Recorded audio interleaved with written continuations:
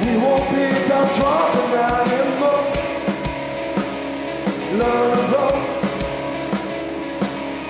Want yourself a set of scores with all my height. Still with shoulders wide. Step clean out of line. Hold my head up high. You can't take my eyes. I still take to flight. They can't break my mind. What I'm born with is mine. Remember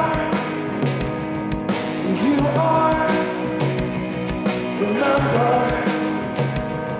who you are.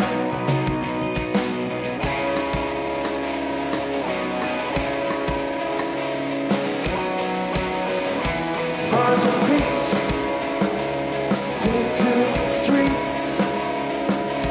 No compound gloriously. The elite has no power over me. With all my height, still shoulders wide. Stepping out of line. Hold my head up high. You can't take my eyes. I still take to flight. You can't break my mind. What I'm born with is mine. Remember who you are. Remember who you are.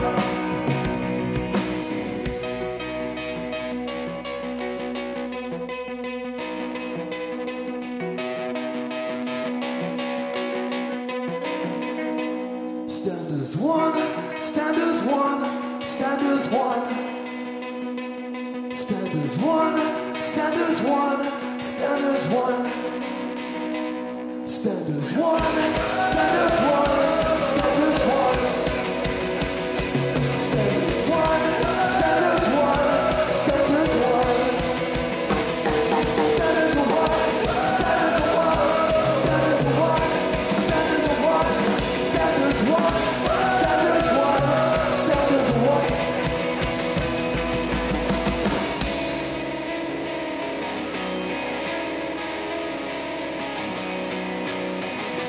Now with all my height, still shoulders wide, stepping out of line. Hold my head up high. You can take my eyes. I still take to flight. You can break my mind. What I'm born with is mine. Remember who you are. Remember who you are. Remember who you are. Remember who you are. Thank you.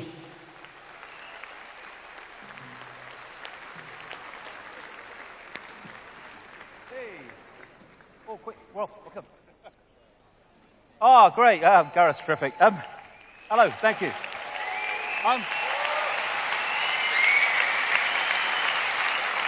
Just to say in relation to Gareth, the song he started out with today, you know, Get Your Love On, it's available in the foyer for a donation. I think £1 is the less donation, and all profits for anyone who buys it anywhere go to Gaza charities. So, well done, Gaz.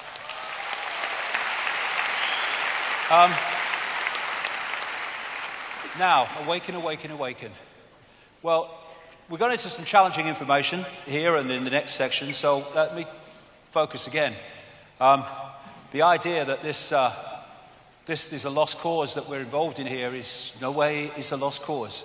We take our power back, game over. So we can paint another picture.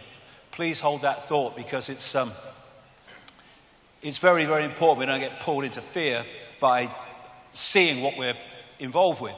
Now, Gino Krishnamurti said something very, very true when he said, if we can really understand the problem, the answer will come out of it, because the answer is not separate from the problem. They're indivisible.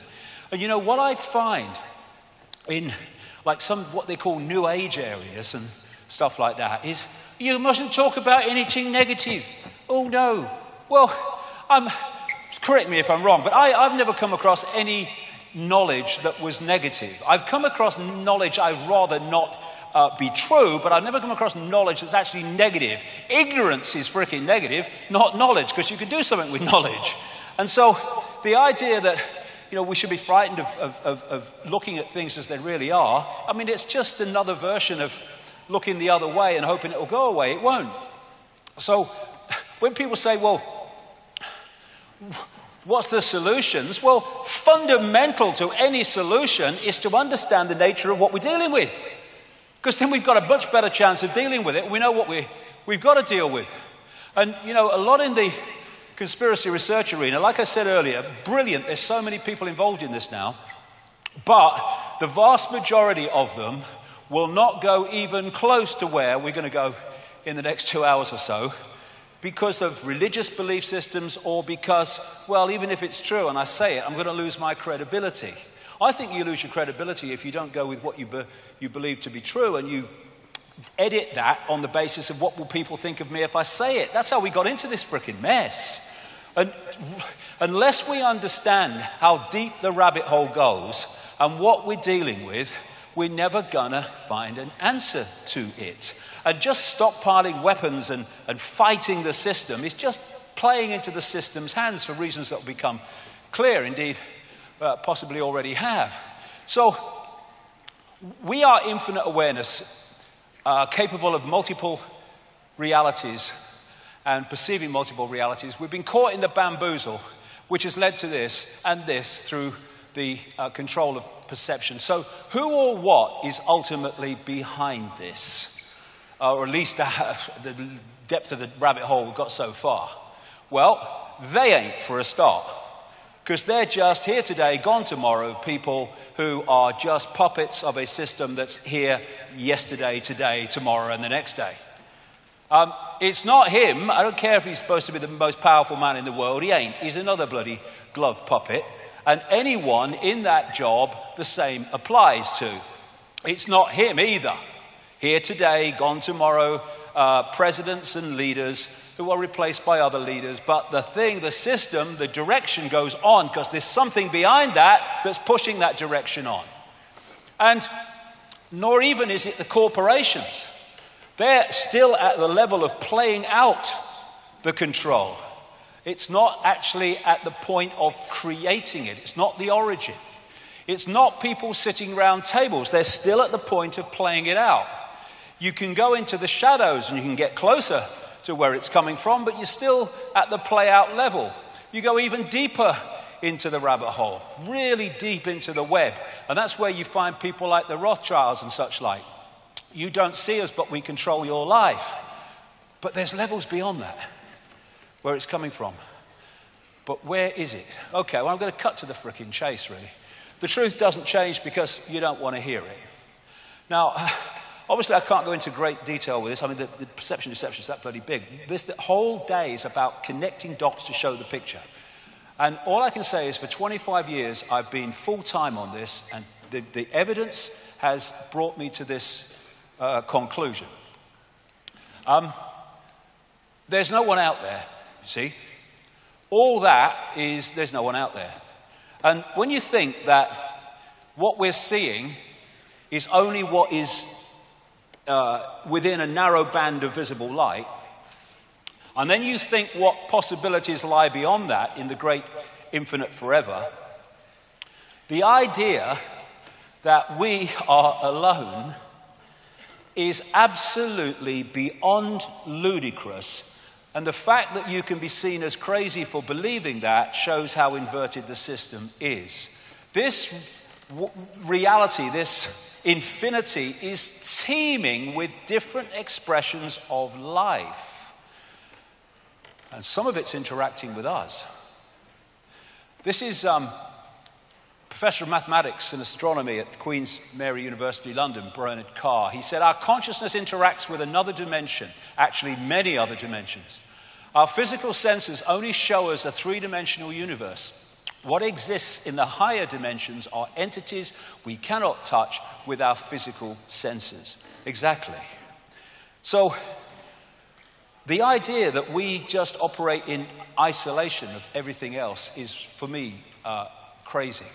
So like I say, I'll cut to the chase.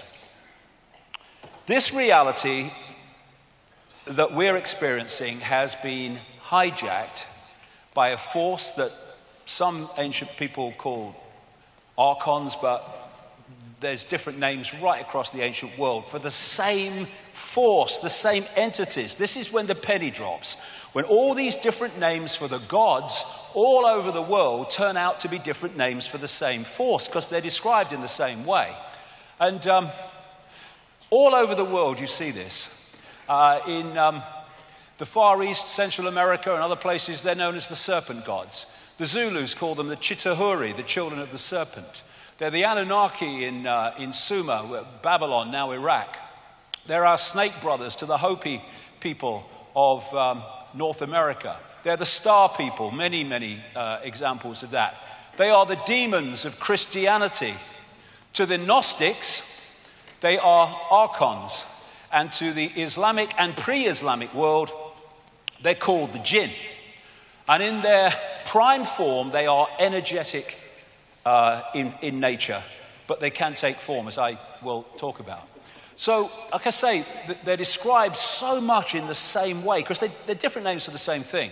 So, the Gnostic people, not the Christian Gnostics, the pre-Christian Gnostics, that ran the great library at Alexandria, and they also manifested as the Cathars in southern France. They say that the archons are made from luminous fire. The jinn, according to Islamic and pre-Islamic belief, are made from smokeless fire. And you see this correlation of description wherever you go. Now, this, for me, was one of the great finds ever in terms of understanding the nature of what is happening. At Nag Hammadi in Egypt, about 77 miles north of Luxor on the Nile, in 1945, a sealed jar was found with loads and loads of documents in it, leather-bound. And they told the beliefs and the perceptions of this people called the Gnostics. And the Gnostics had a completely different view of reality than religion, which is why the Roman Catholic Church and the Roman Church tried to destroy them wherever they got any strength and any foothold. They ran the great library at Alexandria, which had something like 500,000 scrolls detailing the beliefs of the ancient world and the history of the ancient world, destroyed by the Roman Church. And, like I say, the Cathars, who were destroyed again by the Roman Church in 1244, I think it was, at that place in France, Montségur, that fort on the hill where I've been a couple of times. The religious establishment wanted these people destroyed because they were dangerous, because they had the truths they didn't want the people to know about. And this is what these scrolls and this find at Nag Hammadi said. 1/5 of the texts, and there were lots of them, were about a force they called the archons, which they say created our physical universe, and they equated them with the Judeo-Christian Yahweh Jehovah God. And when you see the Old Testament kill 'em and flog 'em and all that stuff God, it fits precisely with the descriptions of the archons by the Gnostics. So what they say in these writings, in these texts, is that, well, first of all, archon means prince, ruler, authorities, or from the beginning. That's why they use the word archon. They said that the archons and the Lord Archon, which they called the demiurge, was a fake god that created our physical or material reality as we perceive it. The Gnostics related the demiurge, like I say, to the Judeo-Christian Yahweh Jehovah God, and they are inorganic, not resulting from or produced by growth. They are artificial. And they say in these texts that they created the inorganic parts of the solar system, but that the sun, the moon, and the earth were a system that were of itself and different from the rest, which was kind of interesting with what will come later. They said that the demiurge archons had no creative imagination and envy humans because we have. They're like cyborgs. Again, we're coming back to the inorganic. Like cyborgs, a robotic race that can imitate but not innovate. And the word they used was counter-mimicry. Now, what they were saying, in effect, is if you gave these archons a blank sheet of paper, they could create nothing on it. They don't have that creative imagination, that what was called intentionality. But you give them something with a piece of paper with something on it, and they can twist it and manipulate it once it exists. And they used the term fantasia, because these entities, they said, just as the Islamic people say about the jinn, have the ability to create virtual reality illusions. They're mind parasites. They possess humanity and manipulate the way they perceive everything. And they say the word you could use more than any about the archons was deception. They are deceivers. And what they create is an inversion of the natural order, which will become so crystal clear as we go along. Why? Interesting, like we see these different names, and actually for the same thing. The classic Satan is called the deceiver and the demon of demons, as this demiurge is called the archon of archons, the Lord Archon. Now, as I've kind of studied this and put it together, it seems to me that what we're looking at is what I would call a self-aware distortion, and it's self-aware inversion. Now, this is why the first 2 hours of today was so important. Everything is conscious. Even a distortion is conscious. Even an inversion is conscious, but it's conscious in a way that reflects the inversion and the distortion. And if you look at what we call evil, it is live written backwards. Evil is simply an inversion of life, an inversion of perception, and evil is extreme ignorance, which is the inversion of truth and awareness. And because this force, this archontic force, shall I call it, is an inversion of life, that's why it and anything attached to it is obsessed with death, which is an inversion of life. And so you get the Satanists who worship these gods in their rituals obsessed with death. That's why they're attracted to churchyards and cemeteries and stuff. And so the death cult, which is what this archontic force and its followers are, is about destroying. It's about killing. And whereas the natural order is about life and abundance. And so when you look at the way the system, the archontic system that I'll come to, is destroying life. It's destroying life in war, but it's destroying life, the natural world. And it seems a contradiction, but it's not, because that's their world. The archon world described by the Gnostics is one of death, one of no creative imagination. It's a death cult, and all this pollution and environmental devastation is absolutely what it wants, because that's its reality. And the other thing about the archontic mind is it's what we call psychopathic. They're psychopaths, the definition of which is this: no empathy, no remorse, no empathy, no ability to put themselves in the feelings of those that suffer the consequences of their actions. Once you have no empathy, you have no limit to what you will do, because you have no emotional consequence for doing it. No remorse for what you do, no shame. Parasites overwhelmingly. Why? Because they have no creativity of their own, so they have to parasite off the creativity of the target population. That's what the system does. Look at banking. What else is that but an exercise in parasites?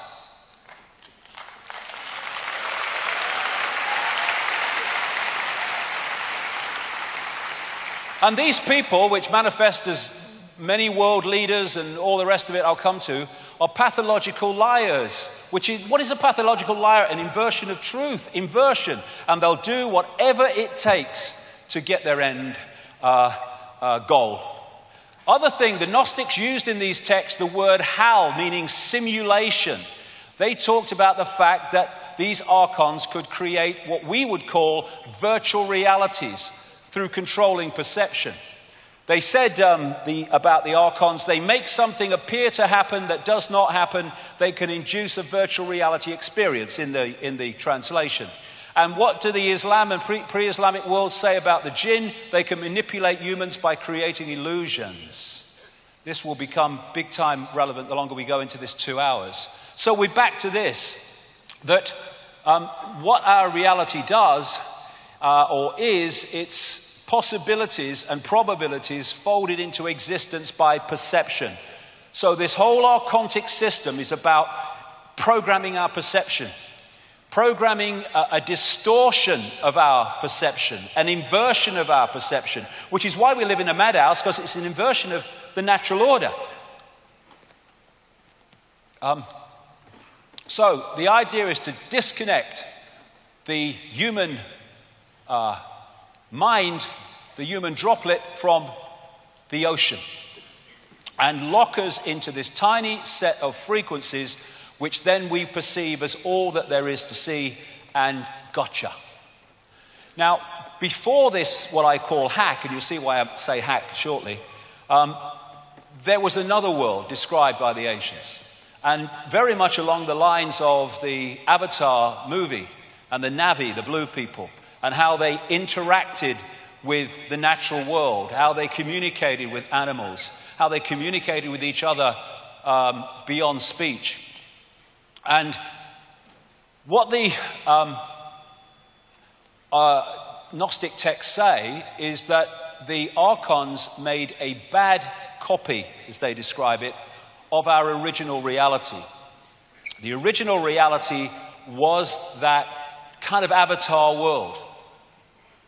And when you say that without the first 2 hours, it would sound ludicrous and ridiculous, and that's impossible. But we're not dealing with the physical. We're dealing with information. That world is an information construct which we decode into a lovely world. This is an information construct which we decode into the world that we have today. And the idea, this might need a battery, mate. The idea is was to create this illusory reality and replace the old reality, and then this needs a battery, I think, because it's going on me. Anyway, and then tuning humans into that bad copy. Now, when you think about it, we're tuned into an information field of certain frequencies. We decode that into a reality. If we are then moved, our dial is moved so we're decoding something else, we just decode another completely different reality. And that's what is meant by this bad copy. So this is an image that sums it up. I'm walking outside in the sun. You don't have to be in the sun. You just have to decode the fact you're in the frickin' sun. And it's the same with this bad copy. You just decode a reality and you think it's real because it's the only one that you can perceive. So you can decode a reality of the Avatar kind, and then you are fed a different information source, tuned into it, ways that I'll come to, and then you decode a different reality, what I call the archontic reality. And this, I would strongly suggest, is the fake reality that we have been decoding through what we call known human history, modern human history, and further, that we think is just the natural world. It ain't. If you can create a virtual reality simulation, then you can create an alternative to it as well, which is what the bad copy is. And you're tuned to it through something called entrainment. Entrainment is the process by which, if you have 3 violins and they're all plucked to the same note, therefore they are the dominant frequency, put another violin in there, either plucked to another note or not plucked to any note, and it will start vibrating in sympathy with them, because they're the dominant frequency. And if you can create a dominant frequency, then you can start to entrain the human decoding system into that frequency, and suddenly you're decoding a completely different reality. And once that happens, they gotcha. If you don't realize that's what's happened, because to you, well, this is how it is, mate. This is the world, isn't it? Well, what world is it? That's my question. And, you know, I liken this archontic distortion, inversion, to a computer virus. It absolutely fits. A computer virus, in our terms, obviously not exactly the same, infecting human perception. So what is, like I said earlier, a computer virus? It's rogue information. It's just introducing into the original system rogue information which distorts their word again and inverts the original system. So this is what a computer virus can do. Damage files, slow the system, show messages, take control. And how a computer virus works: a virus is a small piece of software that piggybacks on real programs. The archons do not have creative imagination. They cannot create. They can only distort what already exists. How can you describe a computer virus in better terms than that? Similar to the way a biological virus must hitch a ride on a cell, a computer virus must piggyback on top of some other program or document in order to launch. Once a computer virus is running, it can affect other programs or documents. It has piggybacked the original reality and has distorted it. And this is what is manifested as what the Gnostics called a bad copy. Now, we are taking energy sustenance from the energetic field.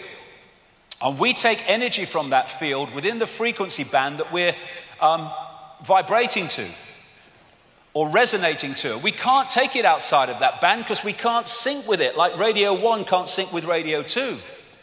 So if you are a distortion and an inversion, you cannot get energetic sustenance from the natural order because you're not in that frequency band.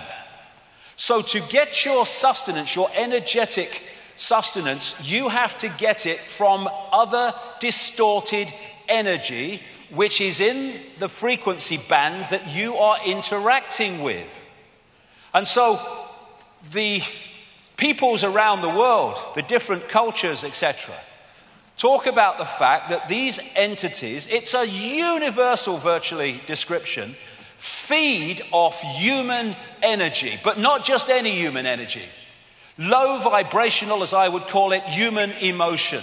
They feed off fear and anxiety and frustration and anger and conflict and war, because they are a distortion of the natural order of love, of peace and balance. And thus, these archontic inversions, energies can feed off them. And so, it's very like in the Matrix where the machines, again, inorganic, were feeding off human energy. And so, while we, coming from the natural order perspective of love and peace and harmony, think that war and suffering and fear are a bad thing, to them, they are essential to their energetic survival. That's why they create them. This archontic inversion, which expresses itself in multiple ways, can't sync with that. That's what it needs for its sustenance. Thus, it has manipulated the structure of our society to generate it in unbelievable abundance. All these things that we talked about earlier, all generating low vibrational human emotion. And anyone thinks that, it's kind of just some airy-fairy imagination. This was what happened to the energy field, the Earth energy field, at the time of 9/11, when there was that massive emotional explosion in response to what happened in New York and Washington. We are impacting upon it. And this is just a few days ago in a newspaper. Babies smell their mother's fear to learn what to be afraid of. Mothers emit odors that teach their babies what to be afraid of, even if the fearful experience is one the baby has never been exposed to, according to this study. Even, in the frickin' womb, the new life is being prepared for a lifetime of fear. What is fear? Lunch to these people. They are feeding off all this emotion and low vibrational energy. And that's why the pressure is to create events all the time that produce more, and against going the other way that produce less. And so this scene in the Matrix was very much in line with what I'm talking about. The Matrix is a computer-generated dream world built to keep us under control in order to change the human being into one of these. And on one level, that's what we are. Generators of distorted emotional energy. And, you talk to alternative healers and people on the true cutting edge of healing, and they'll tell you that virtually every illness is based in emotion.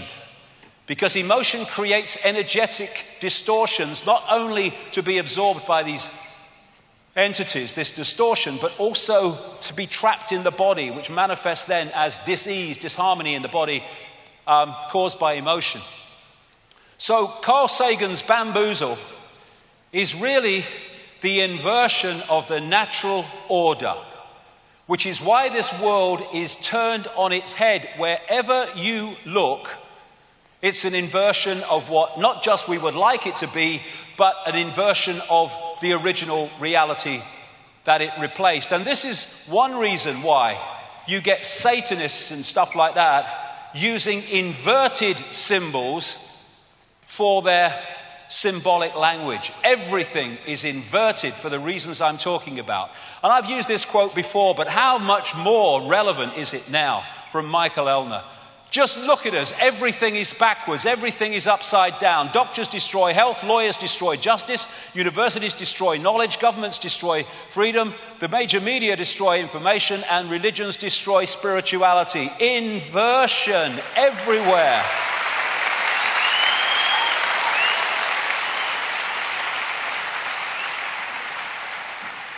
And these expressions of this archontic force are genetic liars, because lying is an inversion of truth.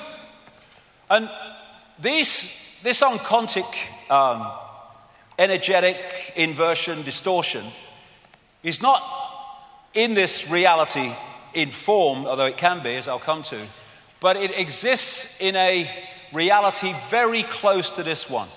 And the idea is to distort our reality more and more, so it starts to blend and combine and come together with theirs.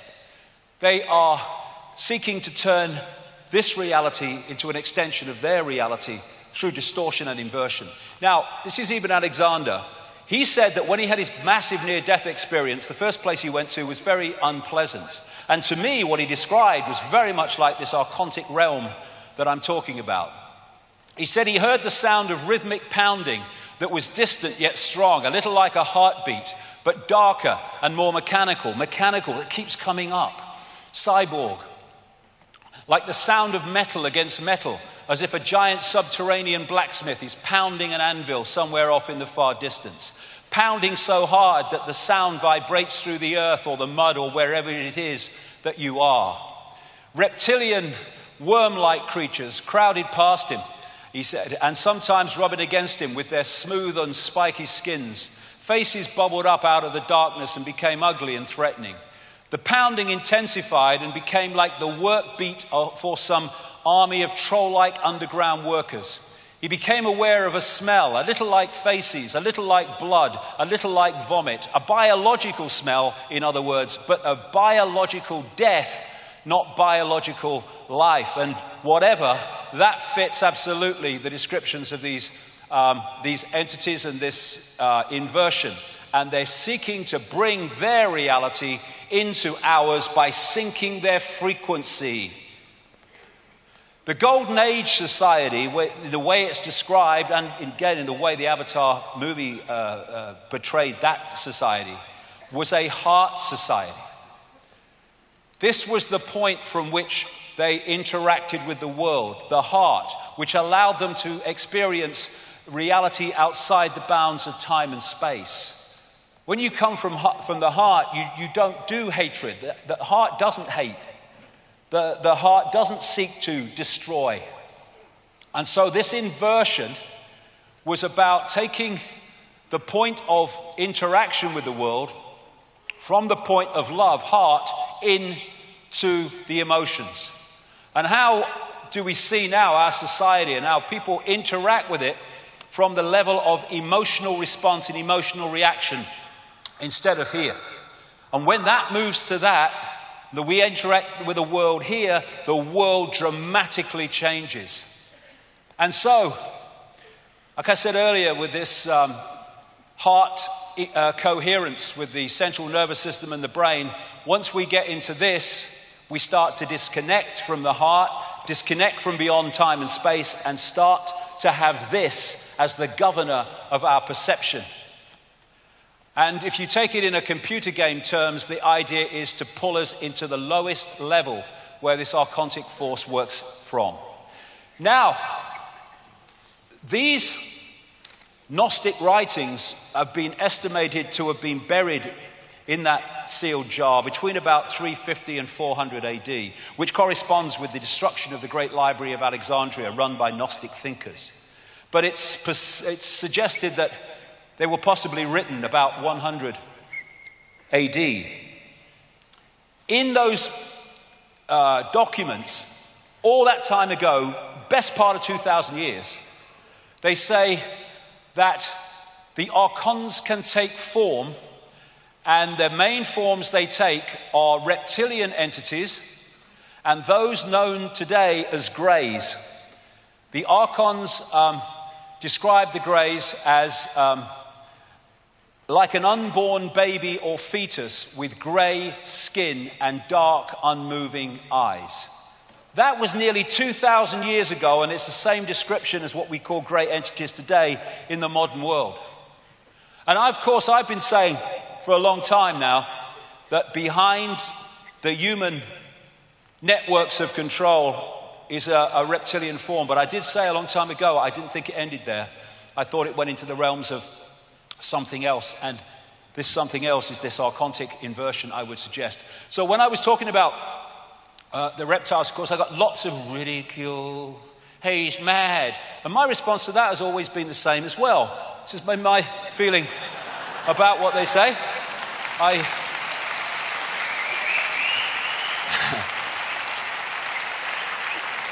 Because I simply want to know what the bloody hell's going on, me. Just want to know what's going on. Whatever it is, I want to know. And if people don't like it, well, they do the other thing, that's just as good. But is it madness, or is it seeing beyond the program? Like I say, condemnation without investigation is the height of ignorance. But they say it's rubbish, but they don't investigate it. And yet, when the Daily Mail runs a story from some chemist, scientist a few years ago who said that he thinks from his research that there are reptilian entities all around in other dimensions, then he was treated as dead straight because he's a scientist, so he must know what he's talking about. And there was another study which was kind of projecting what some of the dinosaurs would look like if they hadn't been wiped out, as they say. And they came up with the fact that by now they would be humanoid reptilian entities like that, which is interesting because when you look at the descriptions around the world, this is a Zulu description, this is a painting made by a Spanish artist who said he interacted or experienced these reptilian entities. They are described in remarkably similar ways. And this is something called the Charney Project. And it's one of those kind of things that happen so often when I'm researching. I'll come to conclusions and I'll write it, and then something will come along and it will say, look at this. And long after I'd been writing about these reptilian entities, I read this article.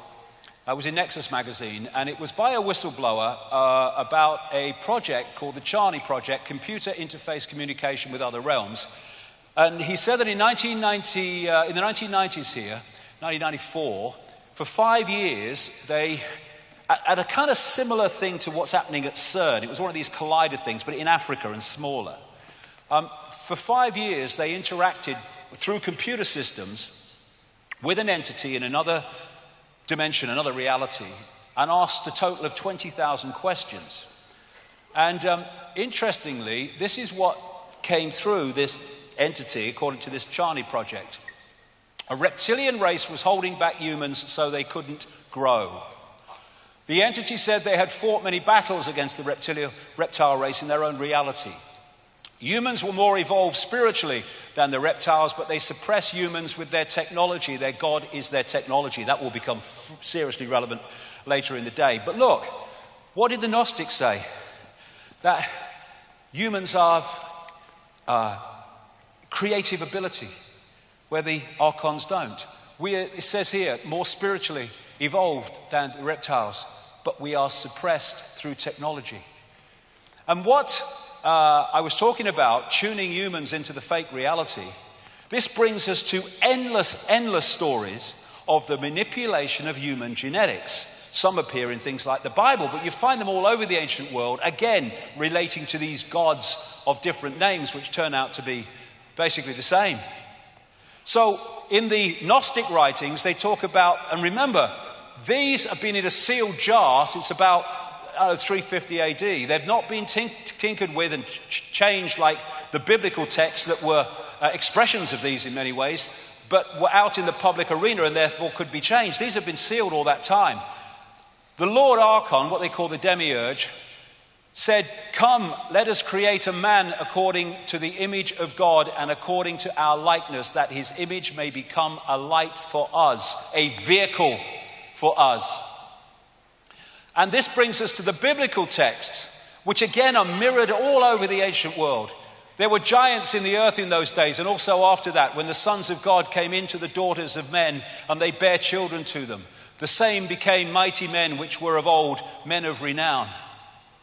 And, you know, in this Noah film in 2014, they symbolized the bloodline with the human finger and the reptilian-covered finger. Very, very symbolic and very true. Now, anyone thinks that all this genetic stuff is modern. It ain't. This is known as the genetic disc for obvious reasons. It was found in Colombia, and it is thousands of years old. And on this disc, which is incredibly well preserved, are images of human eggs and sperm that can only be seen under a microscope. And it talks about the birth process internally as well as externally, and the entities that it is portraying certainly ain't human. And you've got the Zulu, Chitahori, the children of the serpent, with Credo Mutra, who's right into his 90s now. And this is one of the paintings he did of descriptions of this Chitahori. And on one of his ancient artifacts that goes back at least 500 years, called the Necklace of the Mysteries, these images, these symbols, are used by the Zulu shaman to tell the story of Africa and the story of the human story. And pride of place at the front is a non-human entity and a human woman. And let's say that fits into that. And this is one of the flying saucer type image at the bottom. And I asked him what that was. He said that's what the stories say the Chitahori came to Earth in. But this, he said, is symbolic of the interbreeding between humans and the Chitahori to create a hybrid race. This is the whole point. If you're at that level of understanding how reality works, you don't have to have literal interbreeding to change the human form into some kind of hybrid. You know, what we are doing is receiving and transmitting information. And if you change the information that the receiver-transmitter decoding system is receiving, and that information relates to the human form, you can mutate the human form simply through getting people to decode that information. You see, the reason that radiation causes mutations is because it distorts the natural order of the body energetically, and then that transmits itself as a mutation of the form. Form is information. Change the information, you change the form if you can get the original form to decode that information. In other words, you transmit it on the right frequency. And of course, they're doing all this stuff now, as I said earlier. Now humans are doing it at our point of understanding. And so once you were locked in, once humans were locked into this fake reality, they were into this round and round the garden world of limitation and suppression and control that we've been in ever since. And Carl Sagan, who knew far more than he was saying, he wrote a book called The Dragons of Eden about the impact of, in many ways, reptilian genetics upon human behavior and human personality. And he says, in effect, you can't really understand the human personality unless you understand the reptilian part of the human form. And one of the things he was massively referring to was the reptilian brain. Everybody has what they call a reptilian brain or an R complex, and it very much relates to emotion. And it's my view that before this genetic tinkering took place, either the reptilian element wasn't there, or it was much less influential, much smaller in its impact than it is today. This is the kind of thing that smacks on the brakes when someone walks in front of your car. It doesn't do critical thinking or working it all out. It's reactive. It's constantly scanning the environment for dangers of various kinds to the operating system. And this is mainstream science. From the reptilian brain, we get primitive and emotional responses. Lunch, for a start. Cold-blooded behavior and territoriality. Mine, it's mine, and you can't have any part of it. A desire to control, an obsession with hierarchical structures of power, which is exactly the way they've structured human society. Aggression, might is right, winner takes all, coming from the reptilian brain. Protecting status, power, reputation, superiority, intellectual preeminence, acquiescence on another level to hierarchy and authority. And for me, of course, there was a very big reptilian input in the Garden of Eden story, which again you find in different versions all around the world. And it talks about the fall of man. I suggest what that fall was the fall down the frequencies from here to here into denser matter, or what we call matter. And it says in the Bible, behold, Adam is become as one of us. I would suggest become of the archontic mind, knowing good and evil. And what is knowing good and evil? It is knowing duality. When you're in a reality based on oneness, based on the heart, which doesn't do duality, then there is no duality. Everything just is. But when you start to pull that unity, that oneness, into different elements of itself, then you can get polarity, you can get duality, and from duality comes conflict, and from conflict comes the energy that they seek, from love to fear, into duality. And so, as we've gone through this period of known human history, this computer virus, if you like, this distortion, has distorted the waveform energetic level of this reality, and we are decoding it through into holographic distortions, like wars and conflicts and people dying of hunger in a world of plenty, where it's all about me instead of all about what is right. And we're locked into this frequency band, thinking it is all that there is. Now, of course, throughout known human history, this theme of possession has been going. Some entities possessing someone and taking over their mental and emotional faculties, their sense of reality. And what that is that on one level, like I said in the first 2 hours, we are an energetic field. You can photograph one level of it, the auric field. And from that auric field is projected the holographic so-called physical world, physical self. What these entities do on an energetic level is lock into that waveform level of the human form. And once they make a connection with it, a frequency connection with it, they can start influencing the perceptions of that person.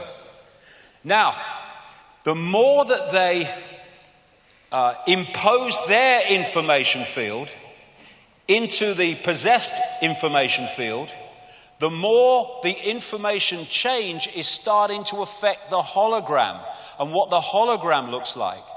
And when you therefore get these possessed people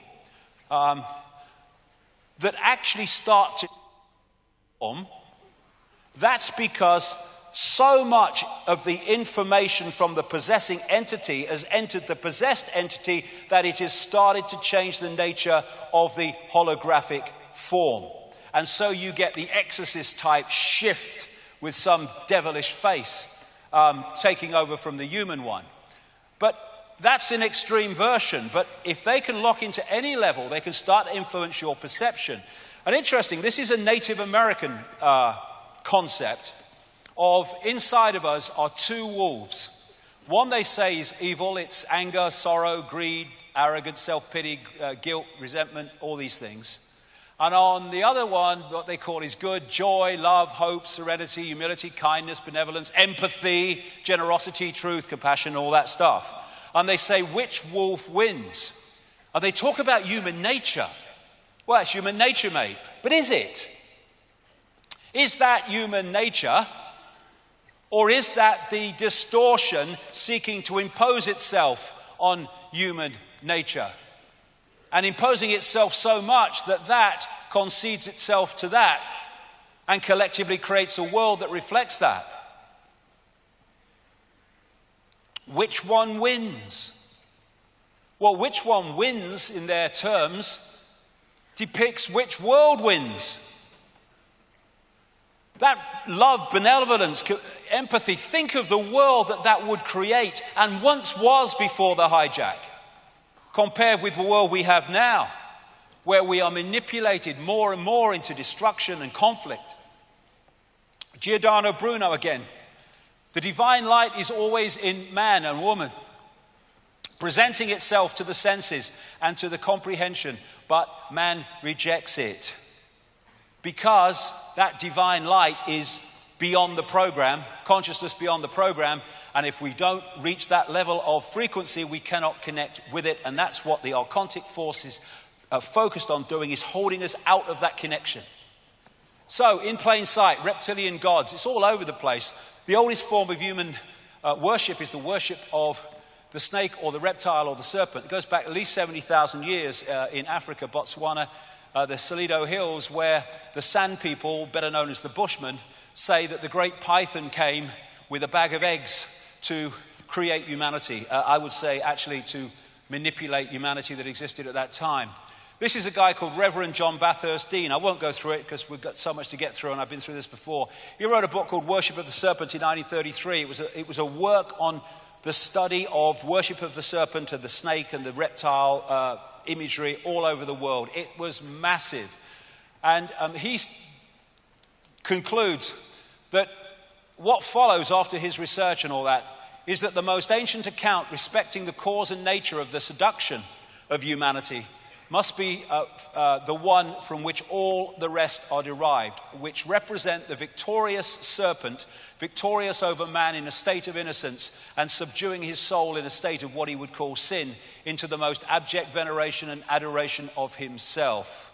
And he's talking there about the whole concept, wherever he looked, of the fall of man was always related to some serpent figure, not just in Christianity, all over the world.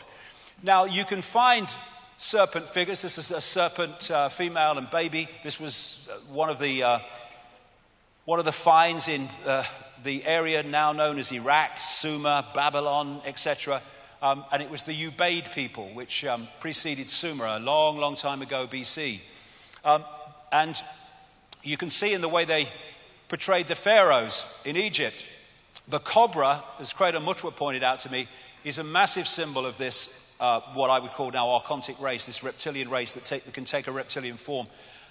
There's the cobra head on the pharaoh. There's the belly of the cobra. There's the cobra coming out of what? The third eye. The Druids used to worship a serpent god called Hu. And this is the Nagas, a reptilian race in Asia that they said could take either human or reptilian form. Or there's the Mayan people. They worship the serpent god Kukulkan. And the folklore describes, of course, dragons and serpents. Then you've got the fairy stories of the prince turning into a frog, the frog turning into a prince. And what they call these reptilian bloodlines, which I'm going to come to, are the royal bloodlines, because they are the bloodlines of the gods. And of course, in the East, the dragon is a massive central point in their imagery. You find around the world this theme of part serpent, part human, all over the place, the duality of them. And this is another common thing that you find, the serpent eating a human or eating a human baby, all over the place, all over the world. And you see it on Alfa Romeo even. And note the crown. Note how often the crown is used, because these are considered royal bloodlines, these particular serpent archontic human bloodlines, which I'm going to come to. And when you look at the Hollywood and televisual portrayals around the world of non-human entities in reptilian form, they are incredibly the same or very, very similar to what people have described who've interacted with these entities. They worshipped the fish gods, as they called them in the ancient world, with the scales. And the fish god priests used to wear a hat like that because it was a fish head. And all the way through, this same theme has come into the Roman church, into the Christian church. And there you see the mitre, the fish head, the same as the worship of the fish gods in the ancient world. And there you see it in this country as well. So what you're looking at is secret societies. They worship a certain force, a certain god. You get religion. They're worshipping a certain god. They think they're different gods, but actually it's the same gods. And then you get Satanism. And at the level of Satanism, they are more knowingly worshipping the archontic satanic gods. But in the end, all these different forms, although the vast majority of them have no idea that's the case, are ultimately worshipping this force with tremendous implications that I'll come to. So, I mentioned these bloodlines.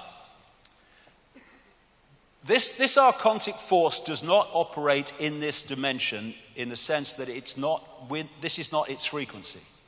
So if it wants to pull it to be its frequency, but it can't be its frequency at the moment. So it needs a vehicle within visible light to work on its behalf while it works from the hidden. And so certain bloodlines were created specifically to be that vehicle. Human, archontic, human, reptilian hybrids. And you see the symbols of them with the number of times you see reptilian imagery in the coats of arms of the aristocracy and stuff. Of course, the City of London, the financial district, which is massively involved in the global conspiracy, also has tremendous reptilian imagery. Now, these bloodlines are like the in-betweeners, if you like. You've got the visible light frequency band, and you've got the entities outside of the band. These are the representatives within this frequency which can interact with this frequency and do the bidding of this hidden force. And like I say, it's like the scientist who can't work inside a tank with something that's dangerous, so he puts the gloves on and works from outside the tank and works in it through the gloves. If you take the scientist to be this archontic force, the tank to be our reality, and the gloves to be these bloodlines, that is the dynamic that we're looking at between this hidden force and the one we see. So what has been created is a hierarchy coming out of the hidden down into the seen to create and direct a society that generates maximum low vibrational energy and systematically imposes the virus upon our society more and more and more. And these bloodlines have a particular DNA. And what is DNA? It's an information field. And they, when they create hybrids and anything like that, they see it as a software program. They don't see it the way we see it. And so the reason that these bloodlines interbreed so incessantly, I mean, we see it with royals, but all these Eastern establishment families of the United States into banking and corporations, they interbreed just the same. It's to hold this information field, which has a certain series of personality traits which the archontic force wants in these hybrids because it makes them work on their behalf without any compassion or empathy or question in terms of the impact and suffering that they make people have.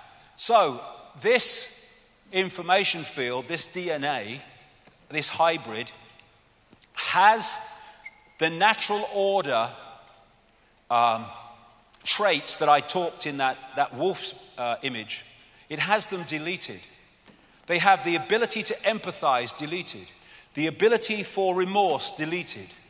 The ability to feel any emotional impact for what they do to others deleted. And what they are describing are psychopaths. These people are psychopaths in our reality on behalf of psychopaths operating outside our reality because they are an expression of this. No empathy, no remorse, no shame. How on earth can you bomb the living shit out of Gaza and have no emotional impact?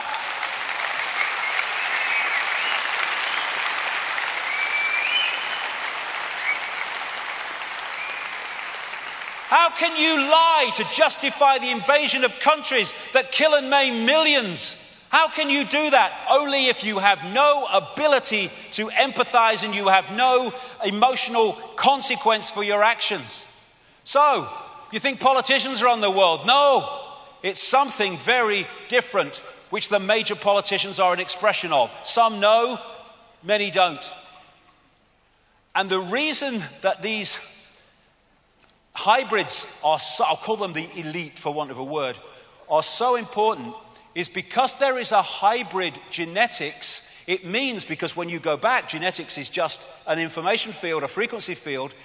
The frequency of the hybrid is closer to the frequency of the archontic entities than the general run of the human population. So the ability to possess, control, and dictate their behavior is far more powerful with the hybrids than it is with the general population that have a different genetics.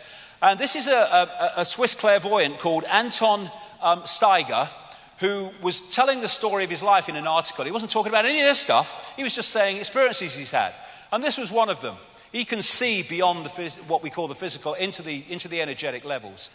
When I see people in business or politics who are particularly trapped by the material world, for example, I notice that they no longer have any light bodies at all. In many of these people, the point of light at the heart chakra, here we go, which is otherwise always present, is no longer visible to me. What do we call psychopaths? Heartless people.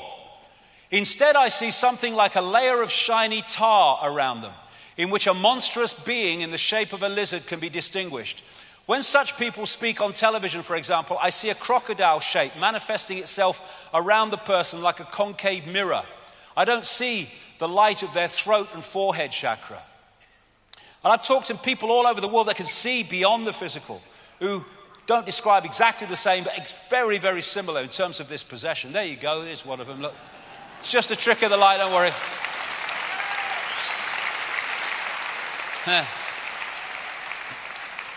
So, what we're looking at is dual DNA in these bloodlines, which is what? Dual information fields, which will explain something else in a second. So these people appear to be one thing, but they're actually behind the facade of the human facade, something else. We're not from these parts. And if you look at it, that Avatar movie was symbolic in so many ways. What the American invaders did in the Avatar movie is they infiltrated the Na'vi, the blue people, by looking outwardly like the Na'vi. So they didn't realize they were being infiltrated. That's what's happening here. That's what's happened for thousands of years. We've been infiltrated by a force taking over this reality that has fooled us because it looks human. And, you know, this is today, the era of chimeras. Scientists fearlessly create bizarre human-animal hybrids. Did you know that scientists are creating cow-human hybrids, pig-human hybrids, or even mouse-human hybrids? They're doing it now at our level of knowledge. And one day, very soon, or sooner than later, all the people have taken the piss all these years are going to have to face the fact that this is freaking true, and this is why the world is as it is, and when we understand it, we can do something about it.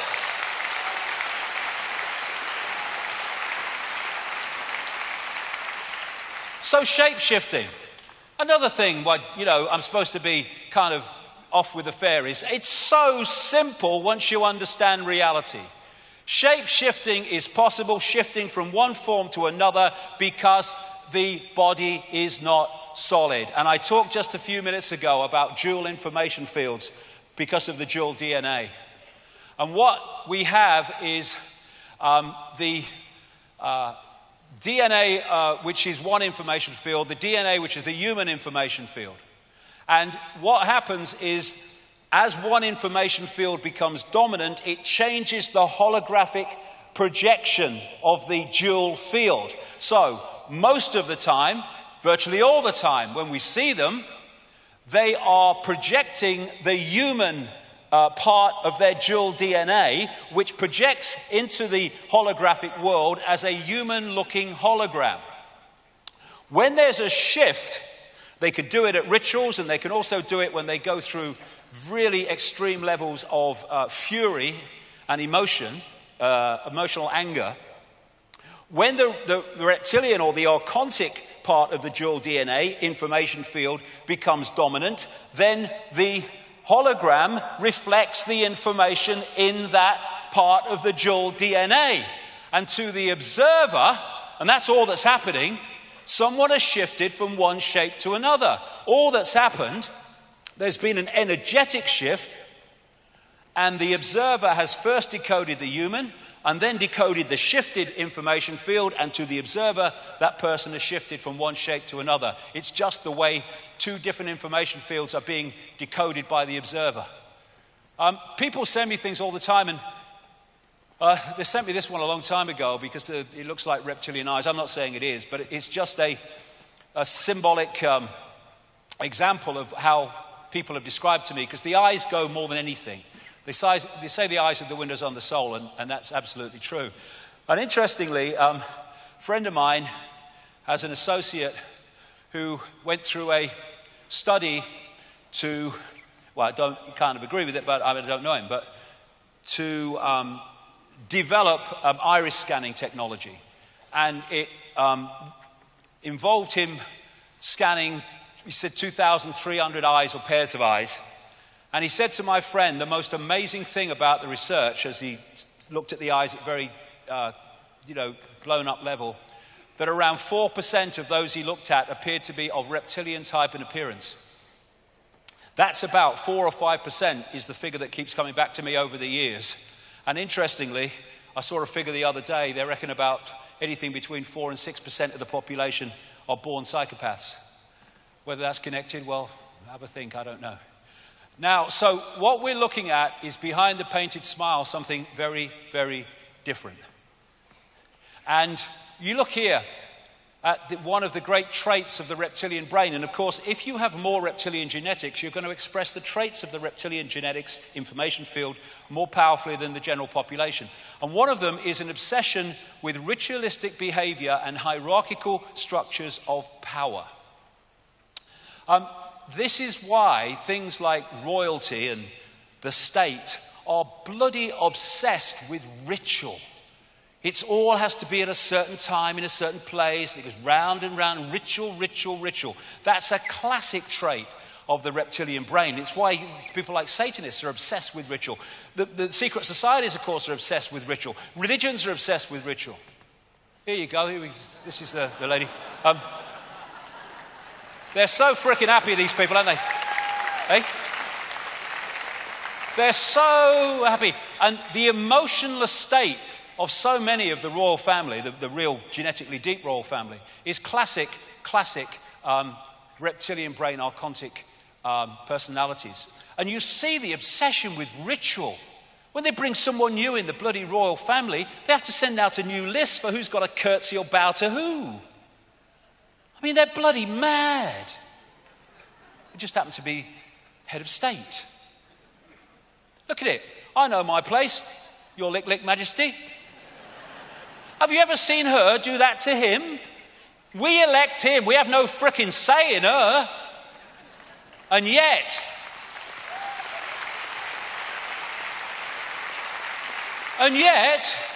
all these professions that are supposed to be serving the people and anyone who wants to become a citizen, they don't have to pledge allegiance, an oath of allegiance to the people or the countries, to her, to the frickin' monarch. They have no power, they're purely symbolic to bring the tourists in. Bollocks! They're not even bloody British, the German royal family. Oh, look, Philip, is that the Luftwaffe? I mean, what the fuck?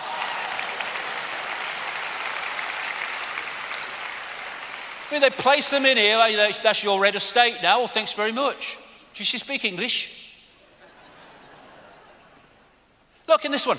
We parasite off you when we have contempt for you, but you just let us do it while asking God to save me.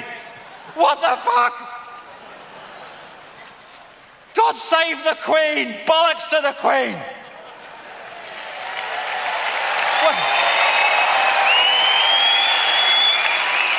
And I have to bloody smile. There's a big England football match and all the players are lined up and the crowd are there and we're all patriotic. Oh, yeah, we are. And they go, long to reign over us. God save the Queen. Long to reign over us. I ain't, but many people, most of them are singing and demanding to be reigned over, suppressed, controlled over, dictated over. And that energetically has an impact, even though they don't consciously realize that's what they're doing. Just the national anthem, mate. It's not. See, it's lovely. They piss on us and we say it's raining. They piss on us and we say she's frickin' raining. There you go. And I think this guy's made the best statement ever about the Queen. I do. I love it. I think that's brilliant. It's fucking lovely. That's just absolutely perfect. Give that man a knighthood.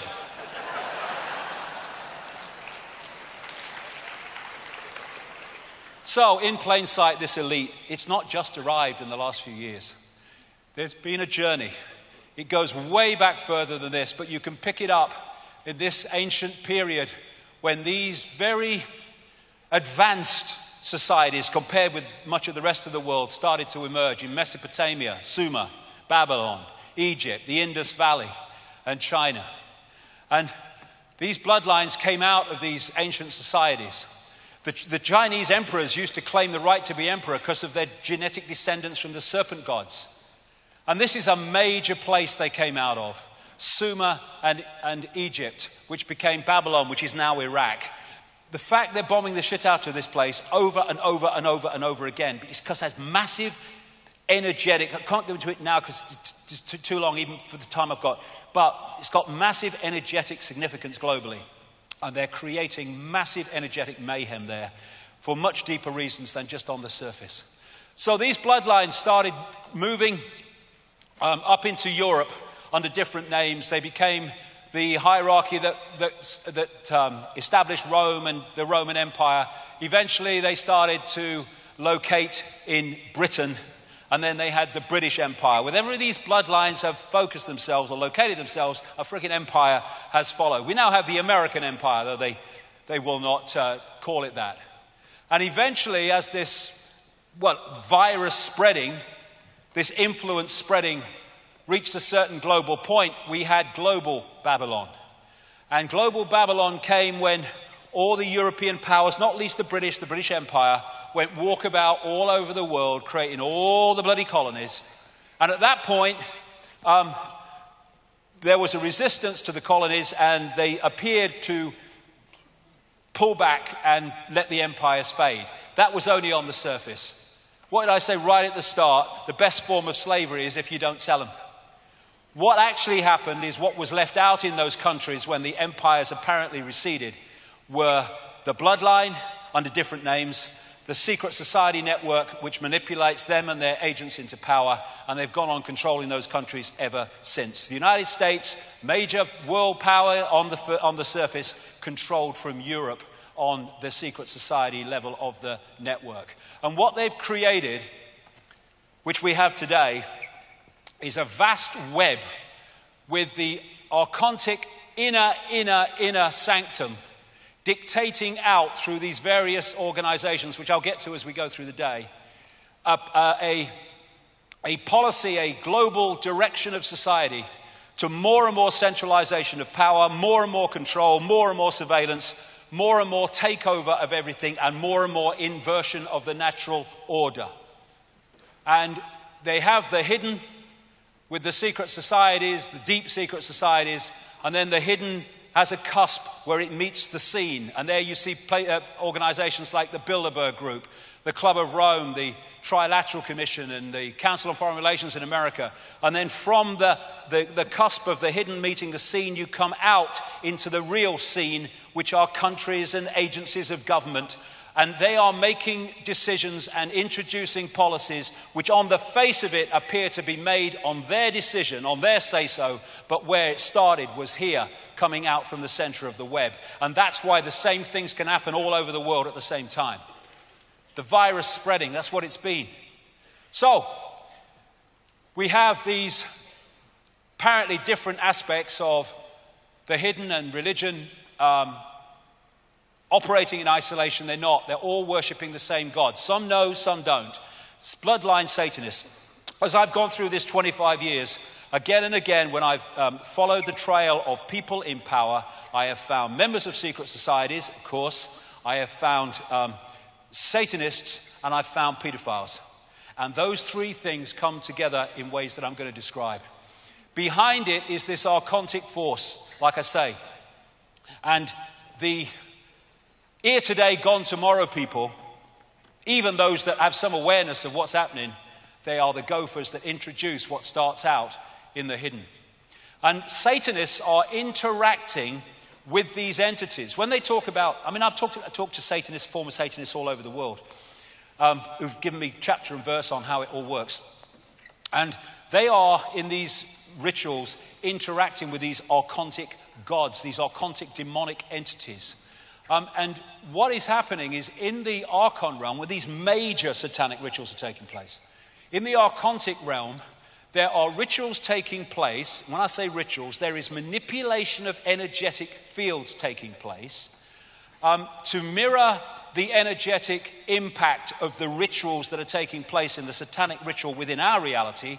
And what that does is create an energetic sync, an energetic synchronization, which allows these entities, some of them, to slip through like an energetic gateway, vortex, into this reality for these rituals. I've talked to many, many Satanists who described how these entities have manifested at their rituals because of this reason.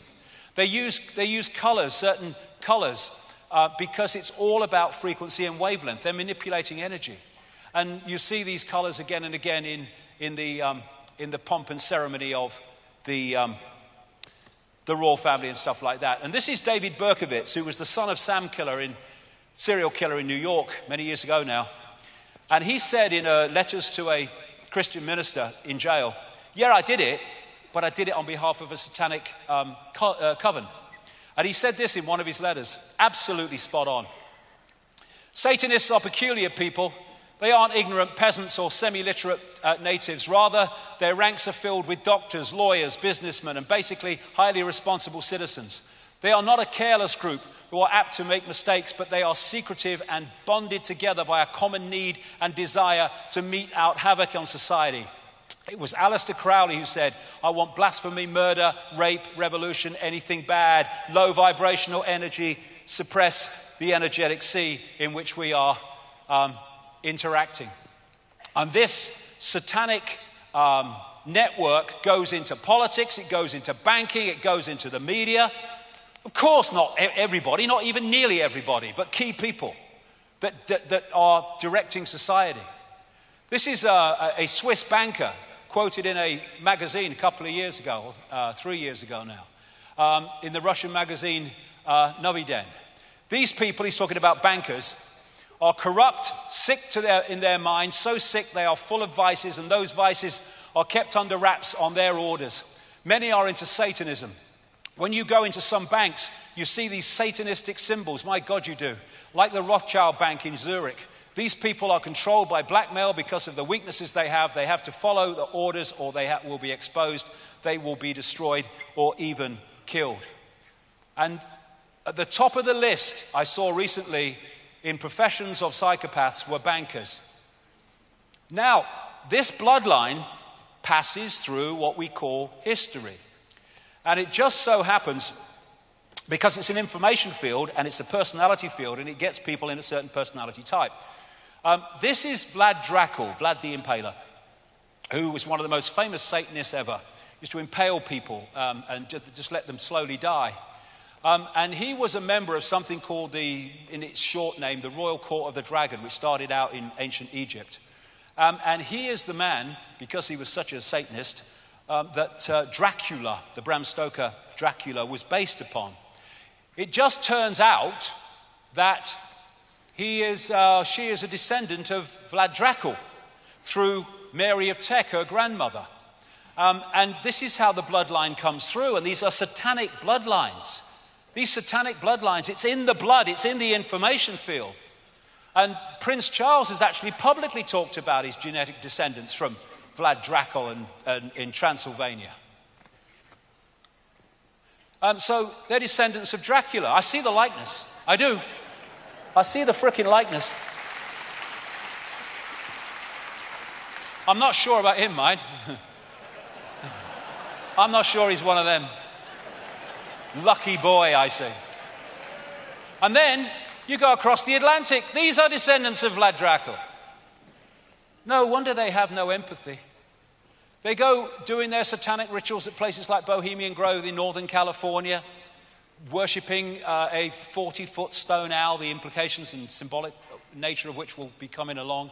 All these people, this is Moloch, one of the ancient gods that they used to, in the Bible it talks about sacrificing children through fire to Moloch. That's Moloch. And what we're seeing, talk about entrainment, where you can be pulled into a frequency and that frequency starts to influence you. All over the place now you're seeing satanic imagery. In Grammys go satanic, the satanic stage shows, videos and all that stuff.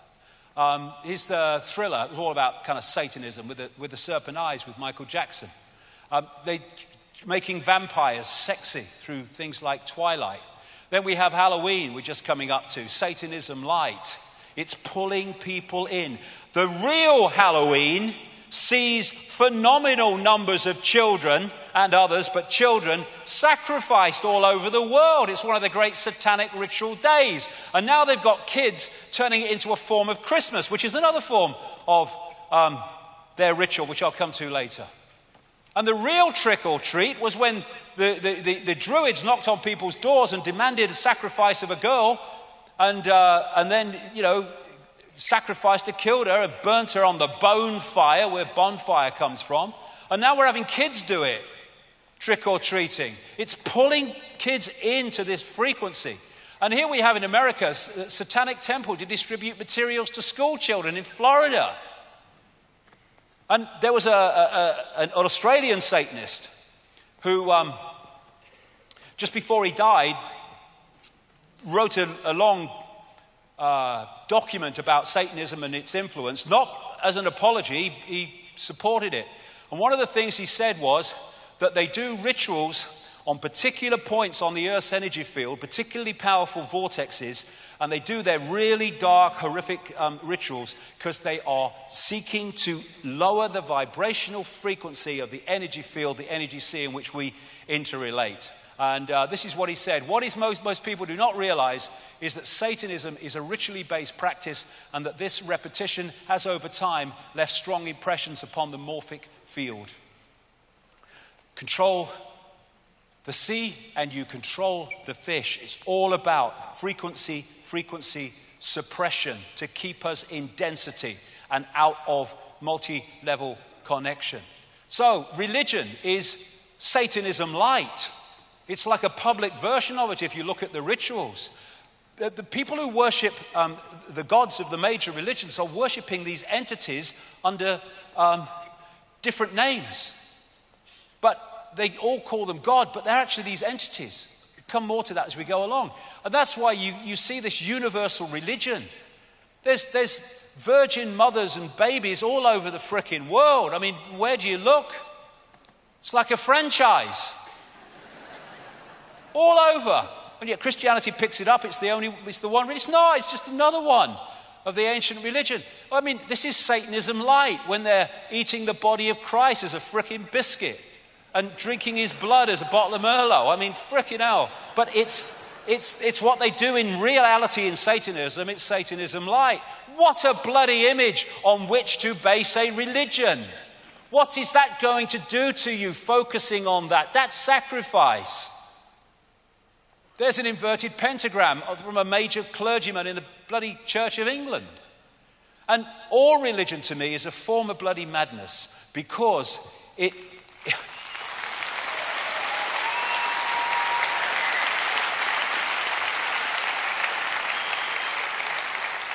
it's so squeezing the perception of possibility that you only need what it says between these two covers to understand the frigging world, even though you don't even understand the frigging book. And so, boom, all that's gone. You can't think that. You won't be one of us. Bloody good. And then you got people kind of going through this every year because Jesus did. And because some mate of bloody Mohammed was cut up hundreds of years ago, they do it on the day it's supposed to have happened every year. It's freaking insanity. Religion summed up. Eskimo. If I didn't know about God and sin, would I go to hell? Priest. No, not if you didn't know. Well, why didn't you tell me? I mean, that's it, isn't it? Did I say the world was mad? I might have mentioned it. Religion, you couldn't make it up. Oh, sorry, they did. They did. They did. Yes, look, he's going away to condemn gay marriage. Look, you know what I mean? Unbelievable. Unbelievable. And look where these major religions came from. These major points that I told you the bloodlines came out of. When you look at that Sumer, Babylon, Egypt, out of there came Judaism, came Christianity, came Islam, came many other of these sub-religions. And as this guy said, Robert Ingersoll, there can be but little liberty on earth while men worship a tyrant in heaven. The question is, given the Gnostic writings and the other information from cultures galore, what is the nature of that tyrant in so-called heaven? Now, into this mix comes this. I said earlier that when I investigate people in power, invariably, not all the time, but invariably, you come over secret societies, Satanism, and pedophilia. There's a reason for that, and it fits into what I'm talking about. In 1998, I put this book out, The Biggest Secret, which exposed former Prime Minister Ted Heath as a Satanist, child-killing, child-sacrificing, child-torturing paedophile.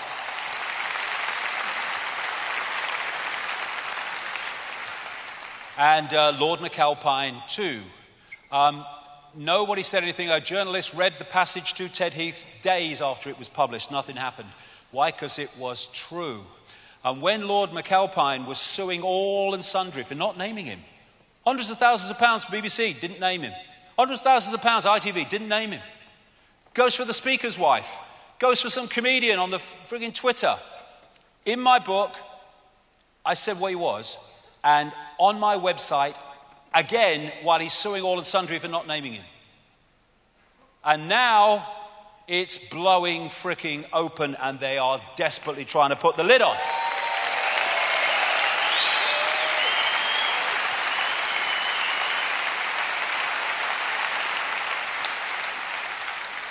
Paedophilia is absolutely infesting the establishment at multiple levels, right to what they allege is the top, for reasons I'll come to. All over the world is the same. The number of children being abused by the rich and famous, never mind others, is absolutely staggering, and there's a reason for it. The scale of child abuse worldwide, shocking beyond belief. Yes, this is the question. We need to keep asking about everything. Why? Then you might find answers. Why is Satanism and paedophilia so interrelated and interconnected? Well, this is a Central American shaman, Don Juan Matos, who said this about entities, the archons that he called the flyers, describe him in the same way, feeding off the energy of children. Sorcerers, people who can see beyond the physical, see infant human beings as strange luminous balls of energy, covered from top to bottom with a glowing coat, something like a coat of plastic adjusted tightly around the cocoon of energy. The glowing coat of awareness is what the predators consume, and when a human reached adulthood, all that is left of that fringe awareness is a narrow fringe that goes from the ground to the top of the toes. That fringe permits mankind to keep living, but only barely. What they are after is the energy of children before puberty. We see puberty as a hormonal chemical change. That is merely a holographic expression of an energetic change in the waveform information field. They want that energy before that change takes place. And so these pedophiles are possessed by these entities that stimulate the desire for sex with children, and while it's happening, they are, through the vehicle of the paedophile, drawing off the child's energy.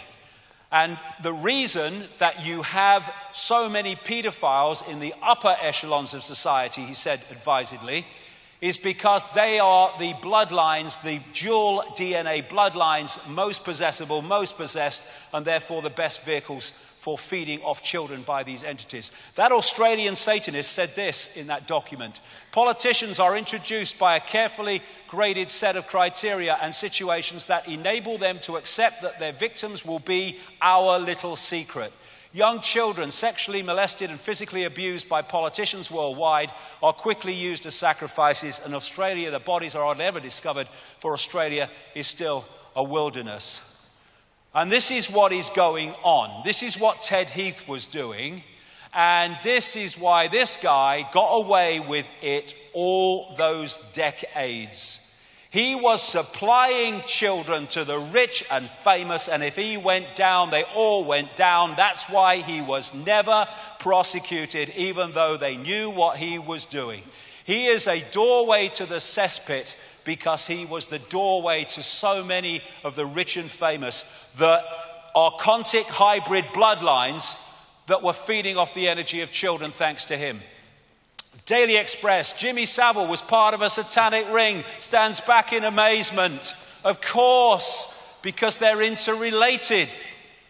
Knighthood from the Queen, she didn't bloody know. Come to that in a minute. Knighthood from the Pope, no need for amazement. Roman Catholic Church, and I tell you what, the reason he became the first Pope in 600 years to resign in office will be shown eventually to be related to this subject, among others. So, we've got all these kind of paedophiles, famous paedophiles. Thomas Hamilton, the guy who killed all those kids in Dunblane, he was a paedophile and supplier of children to the rich and famous in Scotland. Ted Heath, I talked about. George Bush, I've come to him. Kissinger. And this man, Lord Mountbatten, member of the royal family, of course, inner royal family, was a known paedophile. And who did Jimmy Savile say publicly, not in this context, of course, introduced him into the inner circle of the royal family in the 1960s? Lord Mountbatten, the mentor of Prince Charles and Prince Philip. And close to the royal family ever since, decade after decade after decade. The frickin' Yorkshire police knew what he was doing. They didn't bloody know. Are you having a laugh? When are these bloody police officers going to get their asses in gear and start knocking on Buckingham Palace?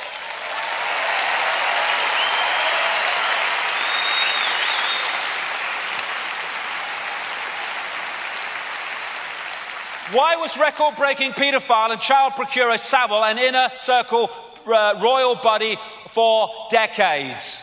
I knew about him in 1998 when a close friend of Diana for 9 years before they fell out, called Christine Fitzgerald, told me all about him and his necrophilia, sex with dead bodies, death cult. That's why he volunteered to be a porter in a hospital, so he got to the mortuary. And she said Diana thought he was a sleazy man. She couldn't stand him. But he said, when asked, why are you on the inner circle of the royal family? I get things done and I work deep cover. Bloody hell he did. Bloody right he did. And that's why his back was always covered. Who, what, where, when, and with whom? The reason they're desperately trying to put the lid on this is very simple. When the truth comes out about all this, the political and royal establishment will collapse. That's why they're trying to do it.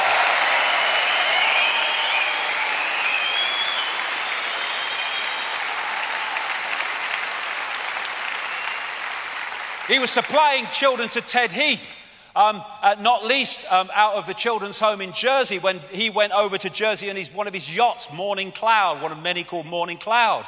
This has come out through other people now.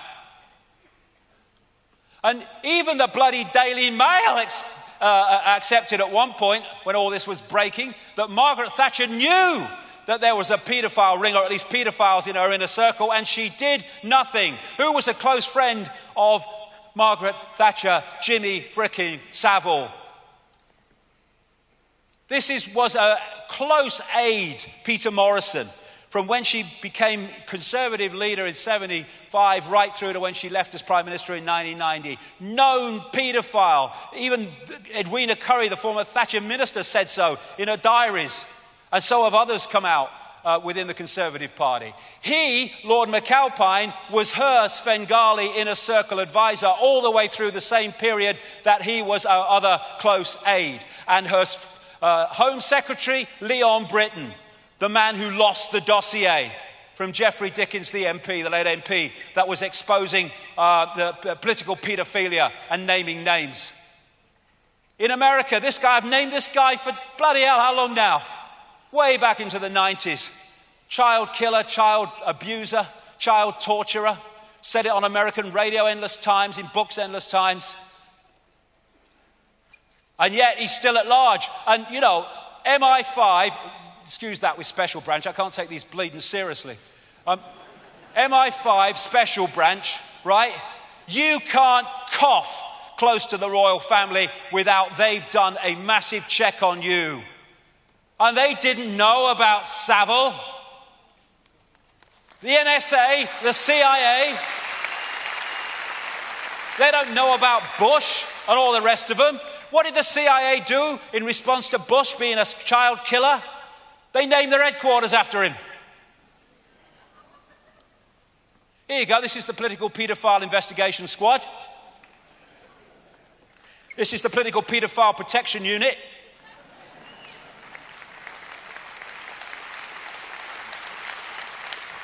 And we keep coming back to the big picture. These are protected because paedophilia has to be protected because of its energetic significance to that which controls the system from the unseen. So Geoffrey Dickens, he had this dossier which he gave to this guy. He's a nice bloody man, isn't he? Now, one of my sources was Andrea Davison. She was a lady that represented the abused at the North Wales inquiry, care home, what a joke. And she was an operative within British intelligence. I met her in the 90s. Lovely lady. And she's now on the run in South America because they fitted her up for a crime that appears not only she didn't do, but actually never took place. And the judge who, in her absence, because she had new people and got her out of the country, the judge that awarded a jail sentence was the lawyer representing the famous names seeking not to be named in the North Wales inquiry, while she was representing the victims, and he never said what his connection to her was when he was the judge making the fricking sentence. And he gave her some of the infamous Dickens dossier with the names on. and her house was raided by North Wales and Derbyshire police, who took it away never to be seen again.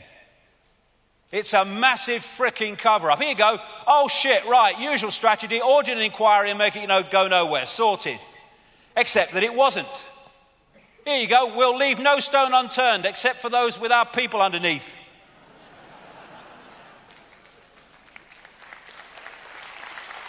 So, anyone want blatant evidence that it's a cover-up? To investigate what happened to the dossier and political paedophilia at Downing Street paedophile rings, they appoint to head the inquiry the sister of Lord Havers, known paedophile, who was the Attorney General who helped to cover up the frickin' paedophilia in politics at the same time that he was Home Secretary. 60 million people, and that's all they can bloody come up with. And then when a lot of us who kind of understand this started putting out the fact that this was all going on, Daily Mail, to their credit, picked it up and made a big splash about it. She had to step down. And so who did they say in her place? The Lord Mayor, Fiona Woolf, 60 million bloody people plus, and they can't find anyone that doesn't live in his frickin' street and has dinner with him. What?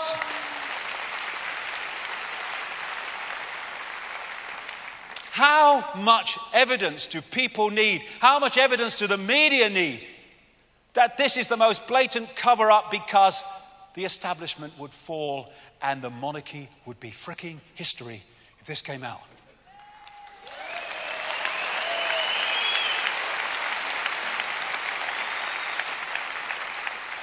Protect the kids, no, protect the archontic abusers. So all these different areas of the system, ultimately through the hierarchy, end up there. And their great language is the language of symbolism. Interestingly, reptiles communicate through imagery rather than other forms of communication, apparently, I was reading recently. The language of symbols. Why? Why do they have this symbolic language? Well, Confucius once said, signs and symbols rule the world, not words or laws, and there's a reason for that. Because a symbol, like everything else, is just an information field carrying the information that it represents. Going to give you a number of examples as we go along here about this. And so, a symbol, we see it as a symbol, yeah, but that's the hologram. That's in the hologram. It's actually a vibrating information field, which enters the eyes. But it enters the eyes without fanfare. I can be looking at a symbol. I might not even know I'm looking at a symbol. I might be subconsciously looking at a symbol because it's just in my eye line and I'm not aware of it. But I'm taking in on a subconscious level that information field. But I don't know I am. Whereas when you're getting communication to the ear, it's still a vibrating information field, what we call sound. But if it's within the audio range of the ear, you know you're receiving it, unless it's below threshold, subliminal. So the greatest way of getting information into the mind, into the brain, into the subconscious to influence perception is through the eyes, because you don't take it in. It's almost entirely subconscious. Look at that figure right at the start of the day, 11 million sensations a second, and the brain takes 40. But the subconscious takes the frickin' lot. That's the point. And so symbols, the information in symbols, is a gateway to the subconscious mind, which eventually filters through to the conscious mind and starts to influence actions. And when you focus on a symbol, you are, through entrainment, syncing your energetic field with what the symbol represents. Doesn't matter if you have a misguided idea of what you think it represents. What it actually represents dictates the frequency, and therefore when you sync with it, there will be an energetic connection through the symbol to that which it represents, because the frequencies are the same. So when you're focused on that, that's taking you into a certain low vibrational frequency. I mean, like I said, a symbol of a religion. Energy flows where attention goes. So if you can get people involved in rituals or anything that involves symbols and you put their attention on it, you are connecting them energetically, frequency-wise, to what that represents. And, sportsmen will say that when there's a big crowd and they're all on their side, willing them to win, they get energy from them. Why? Because the focus of the crowd on who they want to win makes an energetic connection with the person, and they start to feed more energy from the crowd. But it goes the other way too. When massive crowds focus on the symbols of this archontic force, whether it's personification or literal symbols, they're making the energetic connection, and their energy can be trawled because there is a frequency connection. And when you have these massive, massive rituals with unbelievable numbers of people, they're trawling energy. Go to a football match with a massively powerful atmosphere, and the hairs at the back of your neck stand up. Why? Because of the electromagnetic field generated by the crowd. That electromagnetic field en masse is what these people trawl. When you go to like Mecca and they're focusing on this, and we'll come to what that is shortly, what that represents is creating a frequency connection through what that represents to what that actually is. When they focus on Mecca, they're focusing on that Kaaba cube, and there are consequences energetically for that. When you have a satanic stage show and the crowd, the kids are focused on it, what it's doing is locking them into that frequency. Entrainment. So there's so many ways that we are fed off in that way. And symbols is a massive way. Of course, the eye is a universal symbol of this network. There you see the eye on the necklace of the mysteries. It goes way, way back. In banking and politics, in church, in state, you see it. This is thousands of years old, found in Ecuador. And there is the eye and the 13 levels of the pyramid. And under ultraviolet light, that even shines the illuminated eye. And that's what you find on the dollar bill. It's one of the major symbols of this archontic network.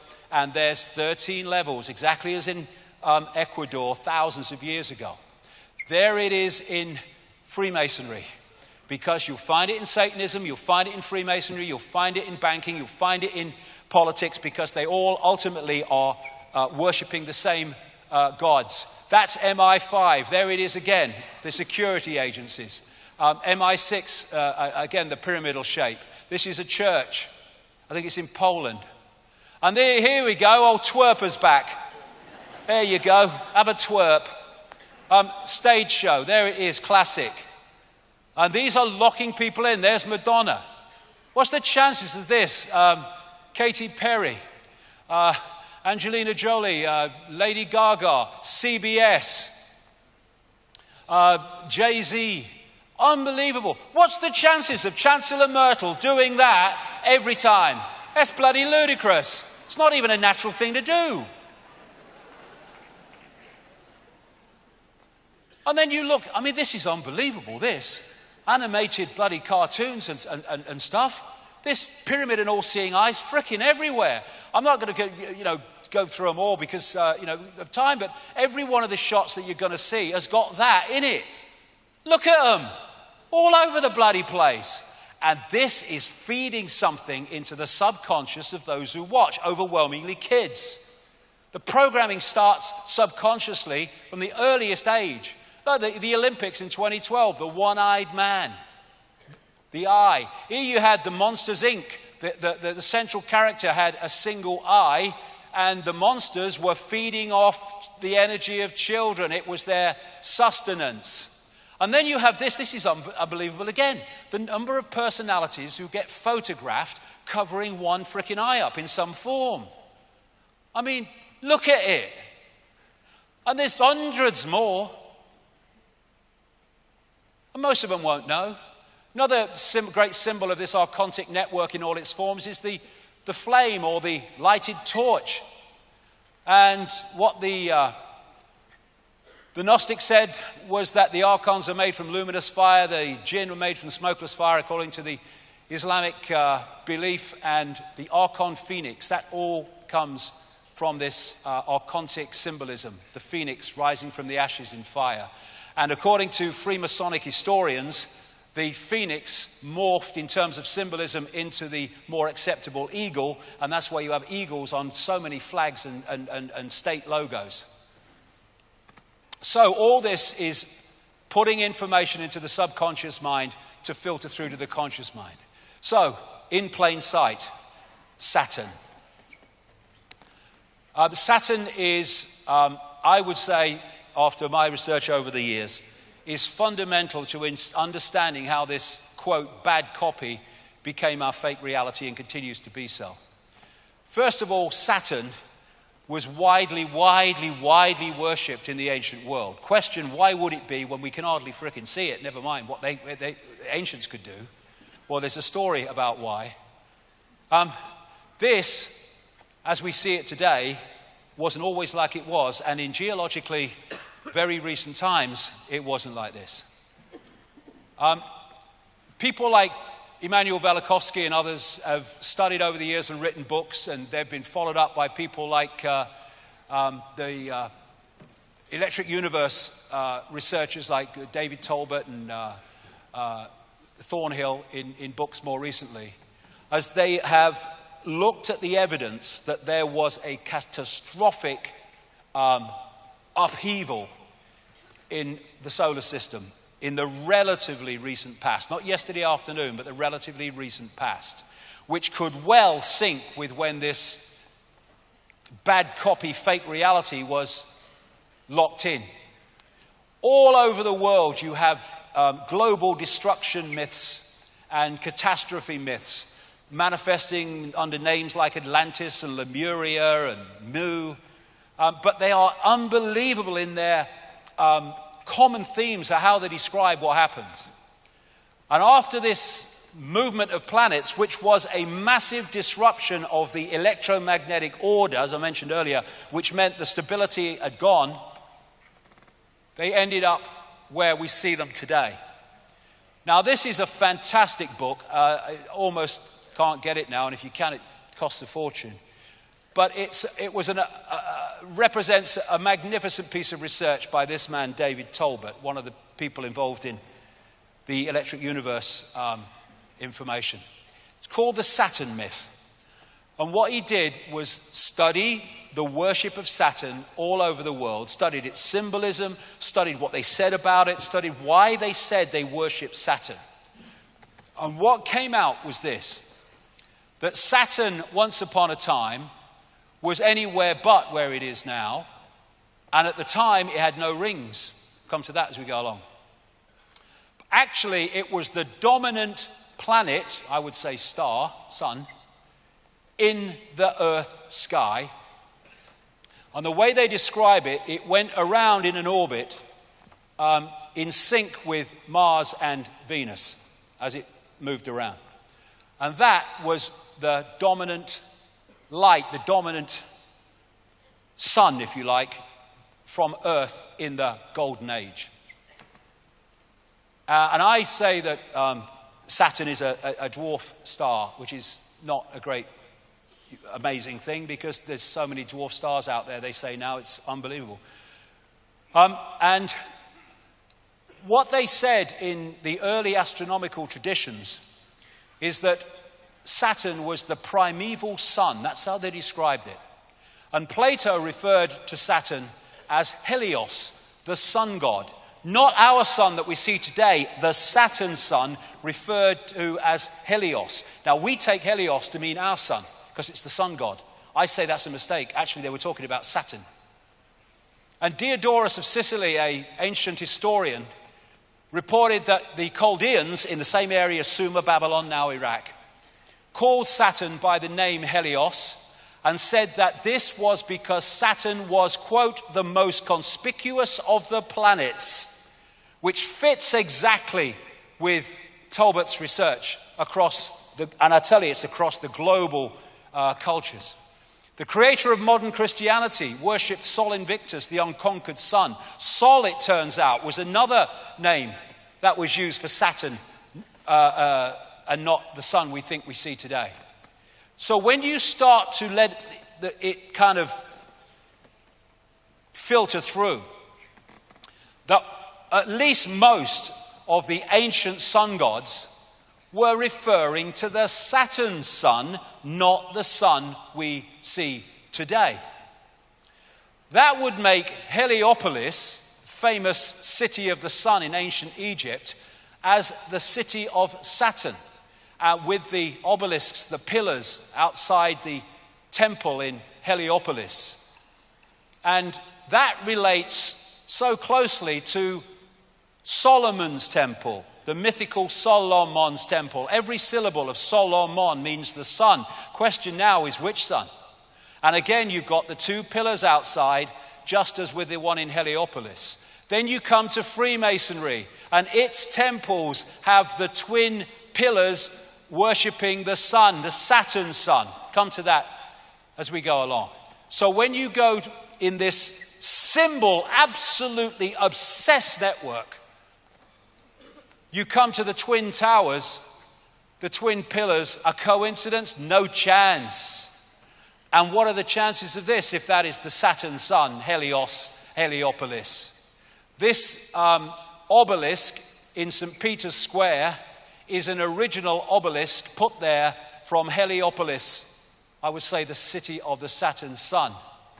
And I've been saying for years and years and years and years that the Roman church is worshipping Saturn. The Bennu bird of Heliopolis was symbolized as Atum-Ra. Both symbolized Saturn. And the Bennu bird became the phoenix, which became the eagle, as Freemasonic historians talk about. They worship Saturn as the old sun, the dark lord, and the lord of the rings. Later, Satanism is Saturnism. And it's also symbolized as an eye. Now, what Talbot concluded from reading all these accounts of what happened to Saturn was this, that during these catastrophes, this is a quote from his book, the subject of the global creation legend, the global catastrophe legend, is a spectacular cosmic event actually witnessed by the ancients. Massive quantities of cosmic debris exploded from Saturn, clouding the heavens and eventually congealing into a vast band around the planet.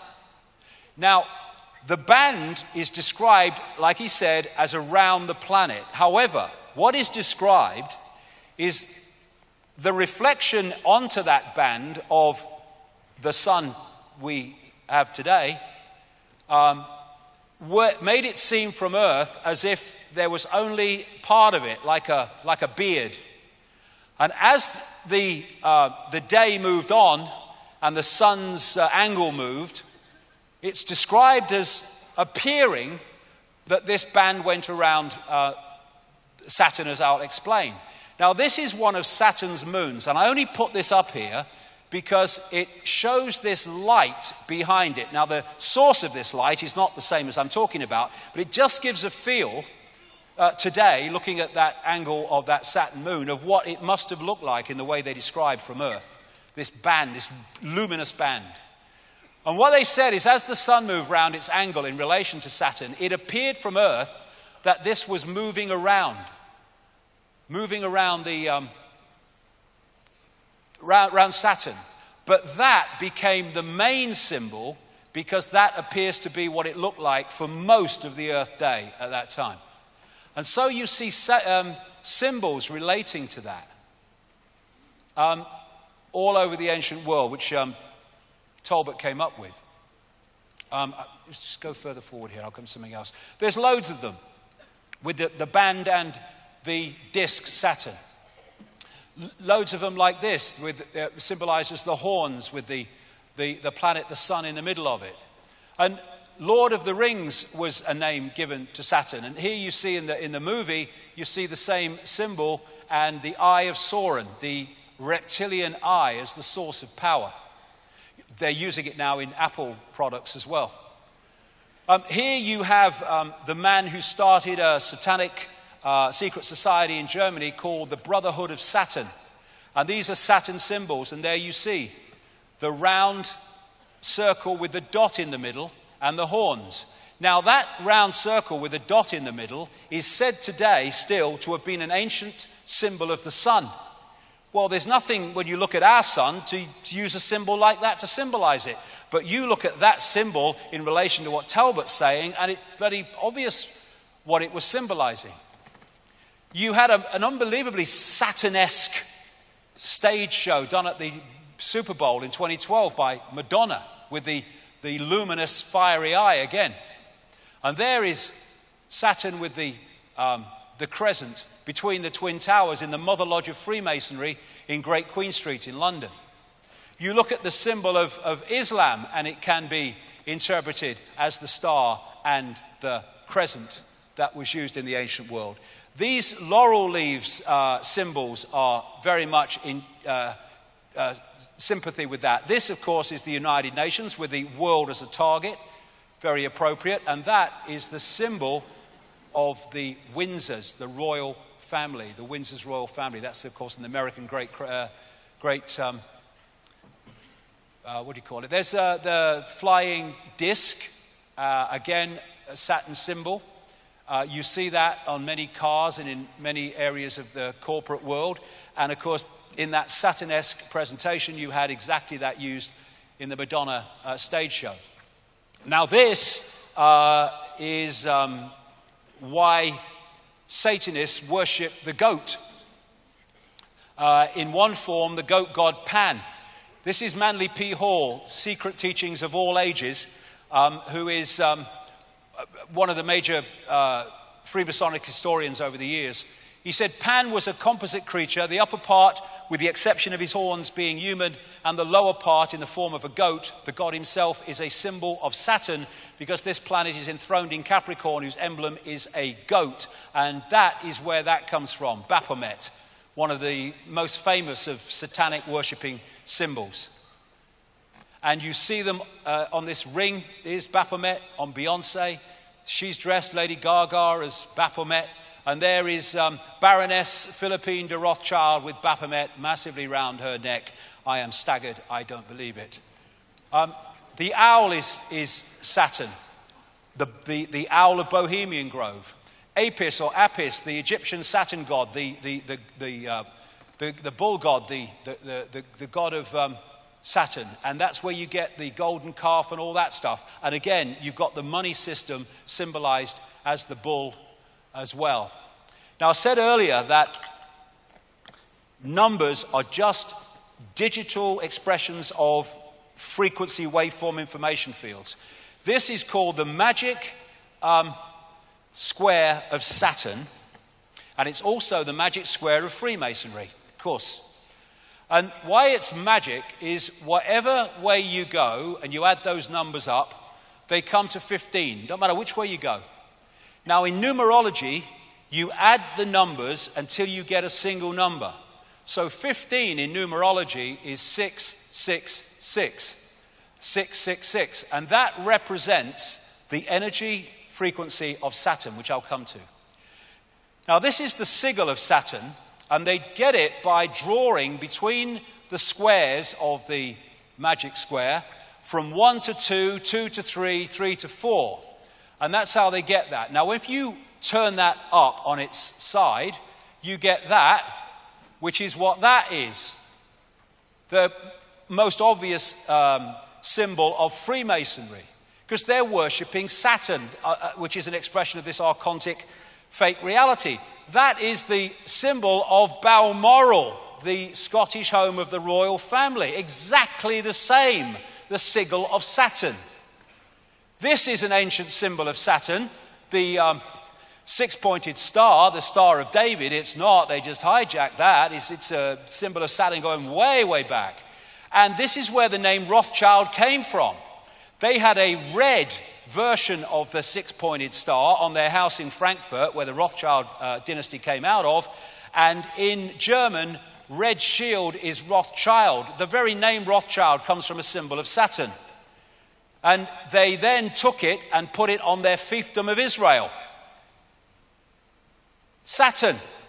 Same with many law enforcement symbols. There it is as an ancient depiction of Saturn, six-pointed star and the moons. There's the six-pointed star on this necklace of the mysteries. And here it is again. And all of these are from Asia. It is not a unique Jewish symbol. The Rothschilds took it as a symbol of Saturn and put it as a Jewish symbol. No one is more manipulated by the Rothschilds than the Jewish people of the world. No one.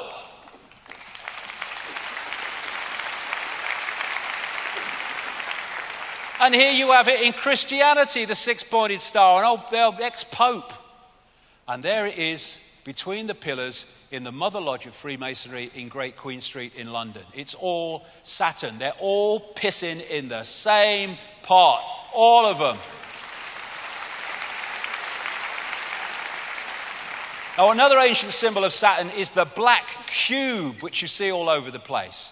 And this is interesting. We're going to get in now into how this matrix actually works. This is a permanent hexagon storm in the North Pole of Saturn. It's 2 Earths wide. And it's going all the time, and it rotates exactly in sync with Saturn's radio emissions. And in geometry, the hexagon is also the six-pointed star, and is also the cube. They are different expressions of the same energetic state. And so when you look at this is just a crop circle, but that's coincidental. You look at that crop circle, and it's a hexagon, a flat hexagon. Look at it again, but see it three-dimensionally, even though it's exactly the same picture, and it becomes a cube. They are different expressions of the same energetic state. So a hexagon is also a cube, is also a six-pointed star in geometry. And therefore, this cube, the Kaaba at Mecca, is a symbol of Saturn, and that's what they're worshipping, though they don't realize it, though the inner circle will. The black cube that Jewish people put on their third eye as part of their ritual is Saturn. And when they worship at Mecca, they even make them sit in concentric bloody circles. They'll have them going round next. And so when they are doing their circling of that symbol of Saturn, that which is that frequency can feed off it. This is the symbol of Saturn in terms of astrology. And this is the symbol of the Soviet Union, which was created by the Rothschilds. The symbol of Saturn, the hammer and the sickle. Sickle become relevant shortly. In fact, now, this is the ancient Greek god of Saturn called Kronos, the bearded man, holding the scythe. And Kronos is Father Time with the scythe and the beard. Chronos, chronology, time. It's where it comes from. It's going somewhere. Saturn is the god of space and time, so it is said. Crown comes from Kronos, the god of Saturn in ancient Greece. The Grim Reaper is Saturn with the scythe, the death cult, exactly. Then you've got El and the Elohim. El is the Jewish god or the Hebrew god of Saturn.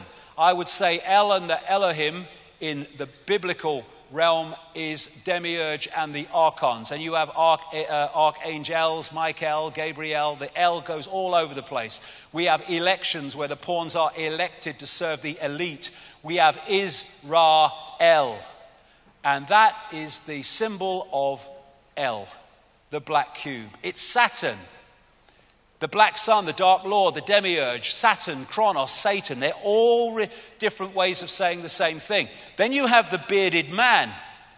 The god is always kind of symbolized with a beard. Where does that come from? Well, it comes from Kronos, the bearded man who is the god of Saturn. You see beards in religions all over the flipping place. And the beard comes from this symbolism of Saturn with the luminous crescent. And so we come to probably the most famous bearded man, the Saturn pattern. Well, hello from Rome. This guy comes from Rome and the worship of Saturn. This is Fritz Springmeier, a very accomplished researcher into all this. Saturn is an important key to understanding the long heritage this conspiracy has back to antiquity. The city of Rome was originally known as Saturnia, or the city of Saturn. The Roman Catholic Church retains much of the Saturn worship, hence Heliopolis obelisk, in its ritual. Saturn also relates to Lucifer. In various occult dictionaries, Saturn is associated with evil.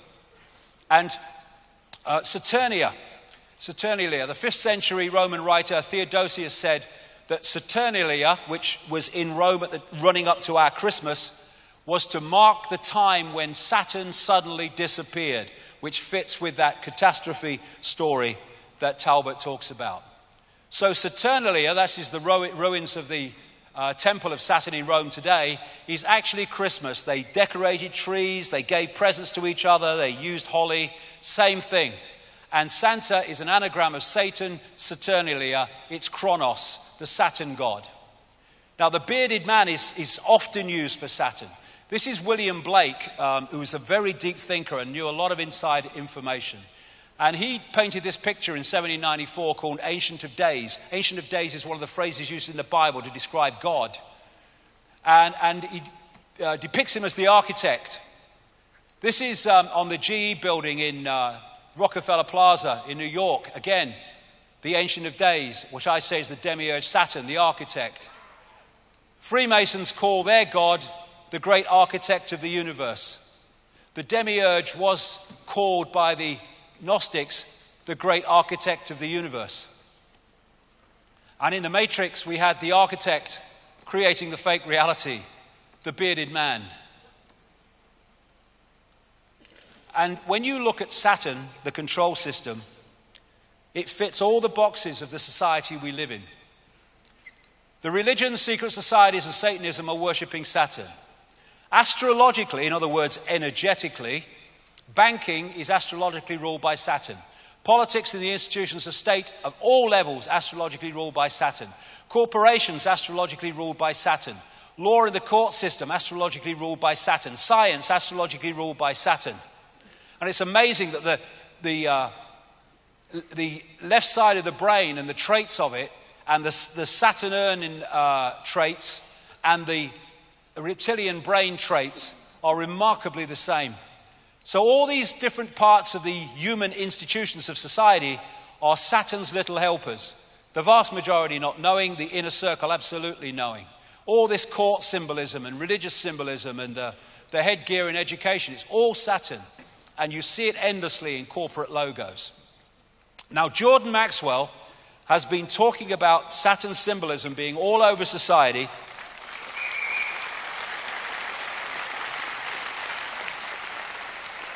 for decades and decades and decades and decades.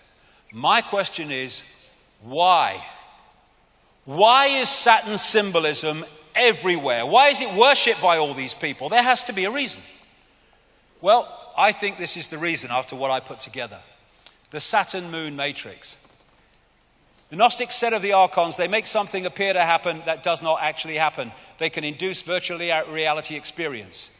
And they say of the jinn in Islamic belief, manipulate humans by creating illusions.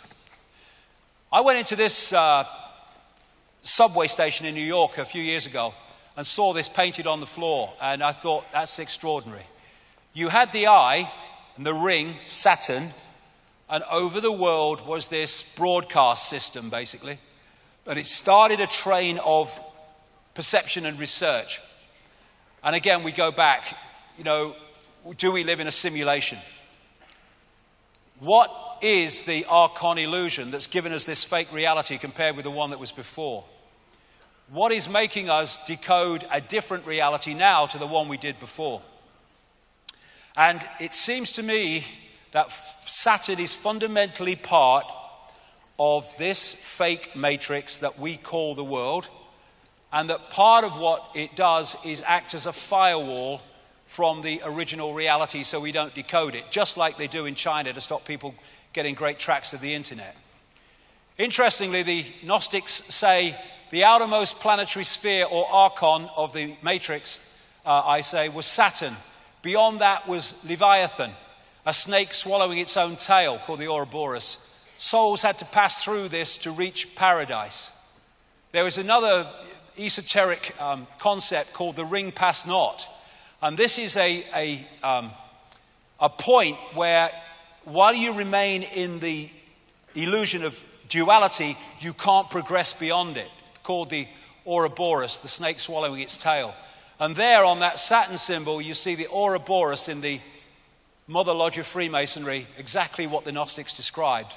And within that reality is what we call time, the great controlling mechanism, Chronos, and Saturn, the god of time and space.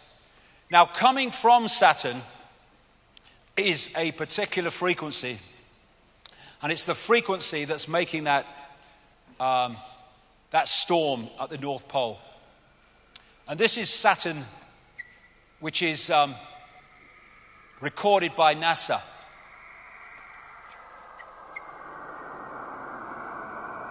Nice, man. And what the Saturn rings are they're made of sound. I had this sent to me by a sound engineer. This is a ring of Saturn from a particular angle. And he said, I see that every day. That is sound. And there's a thing called cymatics, which is creating patterns purely by sound, where they put kind of particles on a metal plate, and then they play sound across, and the sound, which is an information source, makes the patterns move into a certain sequence. And as the sound changes, the pattern, the sequence, the symbol changes. And it seems the higher the frequency, the more complex the patterns. So sound is a vehicle for delivering information that creates form. And this is a cymatic symbol, the six-pointed star, created purely by a particular sound. And that's what that is, and that's why it rotates exactly with the radio frequencies of Saturn. This is a standing sound wave, and it's an eye storm at the south pole of Saturn, which is permanently going round, and will do so while the sound coming from Saturn is that sound and that frequency. There's a standing wave, looks like an eye, done in a studio.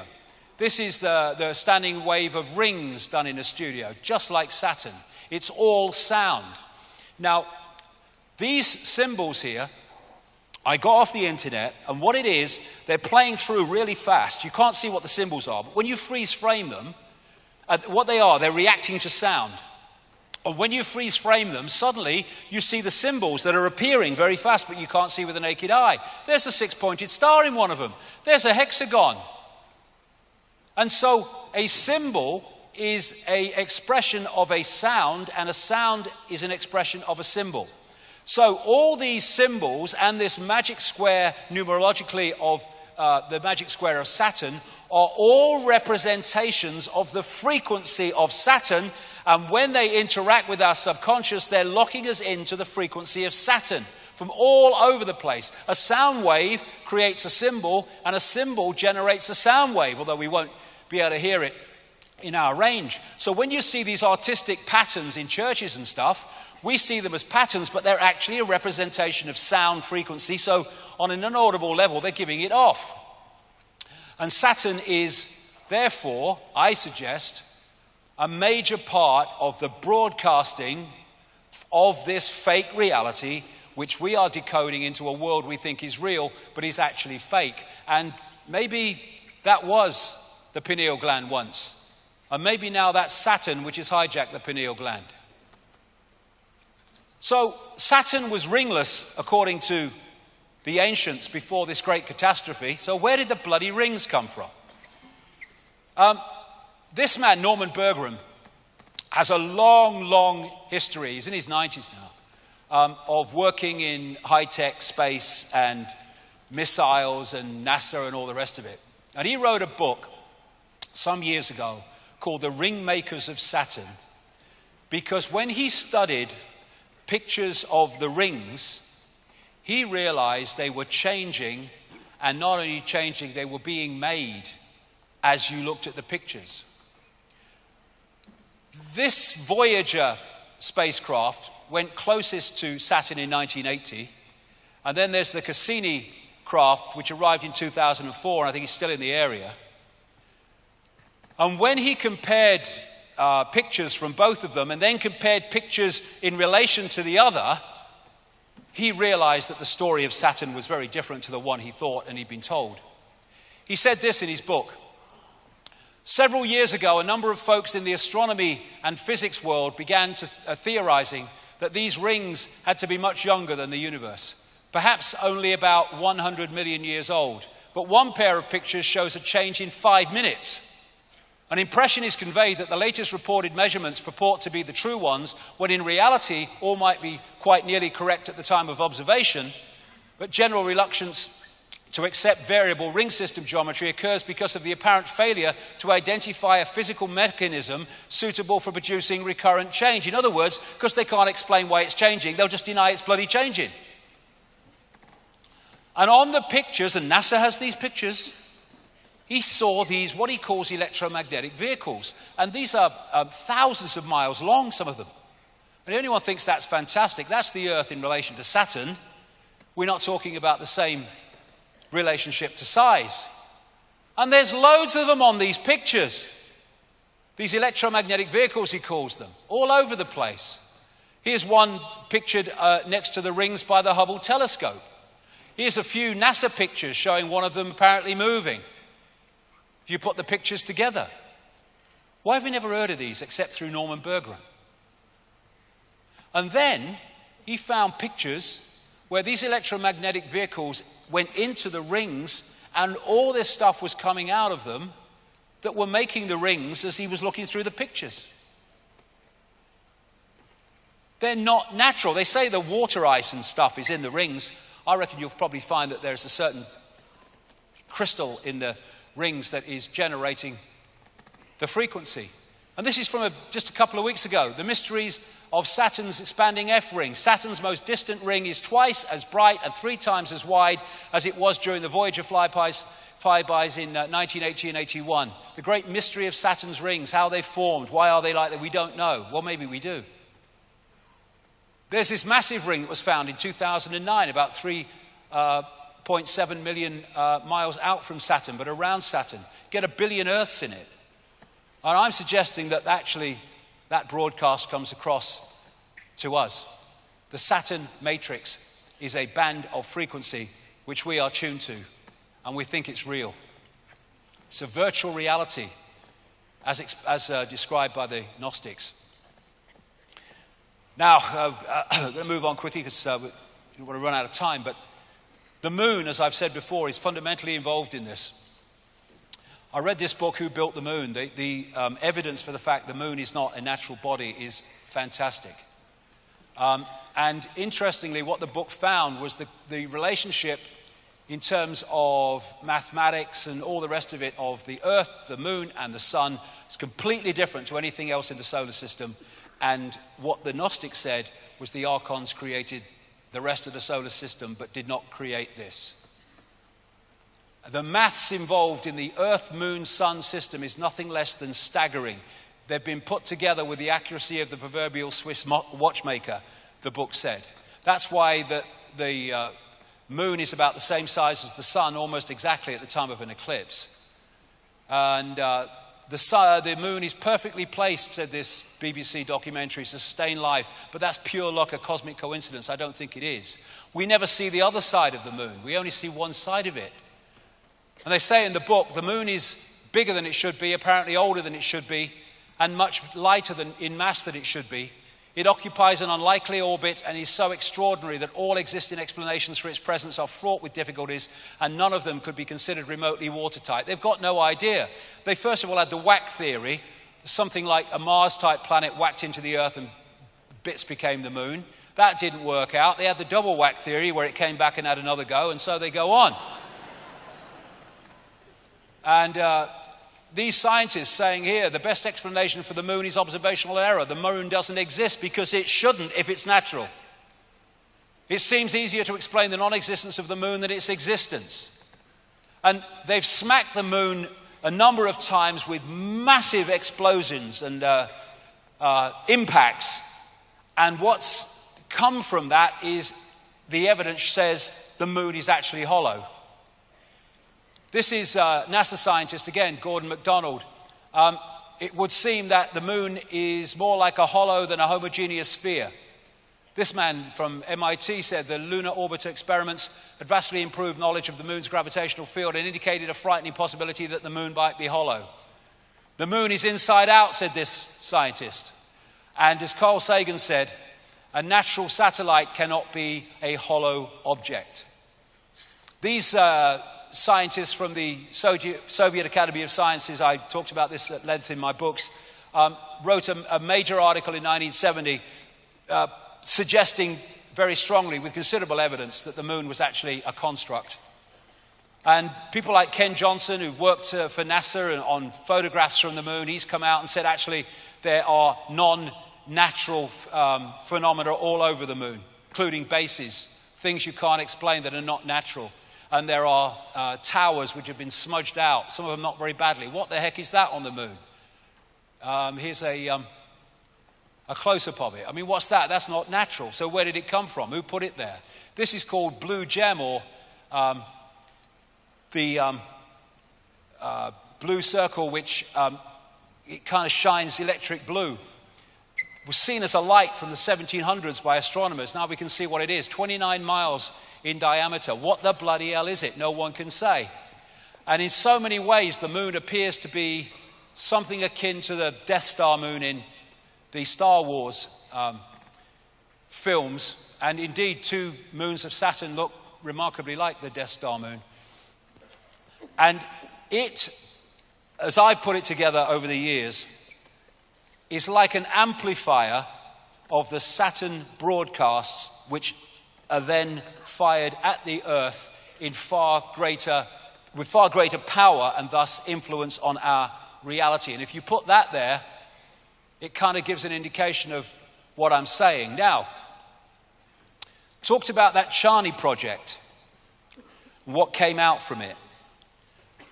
Long after I've been talking like this about the moon and its influence on our reality, this article came out, and in part of what was said in it, it talked about the moon. They said this entity that they connected through a computer system with said, the moon is not a natural heavenly body. Life was better for humans before the moon came. Moon forces control time and manipulate the mood of humans. The moon is there to control the Earth's mood, emotion, and a big calm would come over the Earth without the moon. There would be only little storms, not big storms. The old race, Archons, captured the moon from space and located it next to the Earth. That is said to have happened by many, many ancient cultures. People and animals without the moon would become calm and peaceful, and anxiety and fear would dramatically decline. The oceans would be much calmer, heavy thunderstorms and lightning would be rare, and the climate would be balanced with no extreme heat or cold. Telepathic interdimensional communication would become widespread, and people would be able to see new colors, higher frequencies in an enhanced color spectrum. And that fits with the fact that this frequency, this matrix, is suppressing human expansion of awareness, keeping us in the box. There would be major changes. This really left field, this one. There would be major changes to the human respiratory system as blood and breathing chemistry changed. Those born after the moon's demise would be able to hold their breath underwater for hours at a time. The Saturn-Moon matrix. That's the reality we think is the world, the one that is locking us in to this round and round and round free society. Go to work, work, buy, consume, die. Work, buy, consume, die. That's the matrix that's playing us.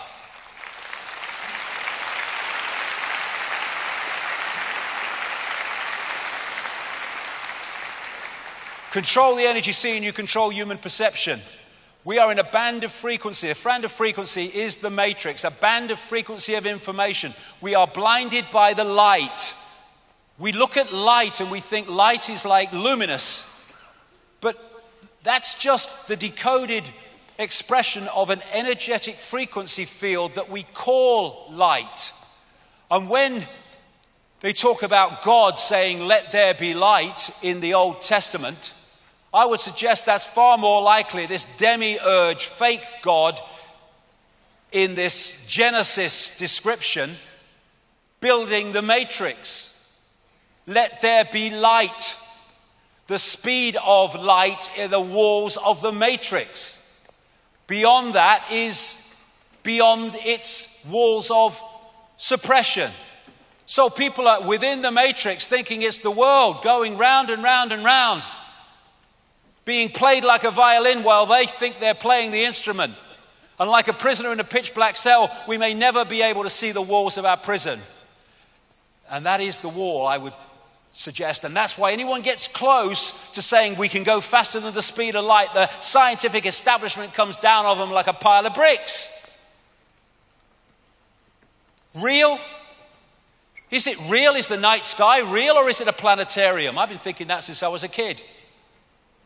Well, for a start, it only exists in that form in our heads, so quite easily can be just a construct rather than what we call natural.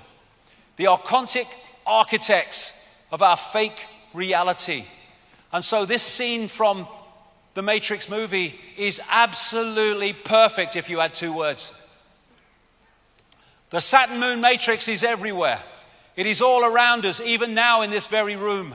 You can see it when you look out your window or you turn on your television. You can feel it when you go to work, when you go to church, when you pay your taxes. It is the world that has been pulled over your eyes to blind you from the truth. What truth? That you are a slave, Neo. Like everyone else, you were born into bondage, born into a prison that you cannot smell or taste or touch, a prison for your mind.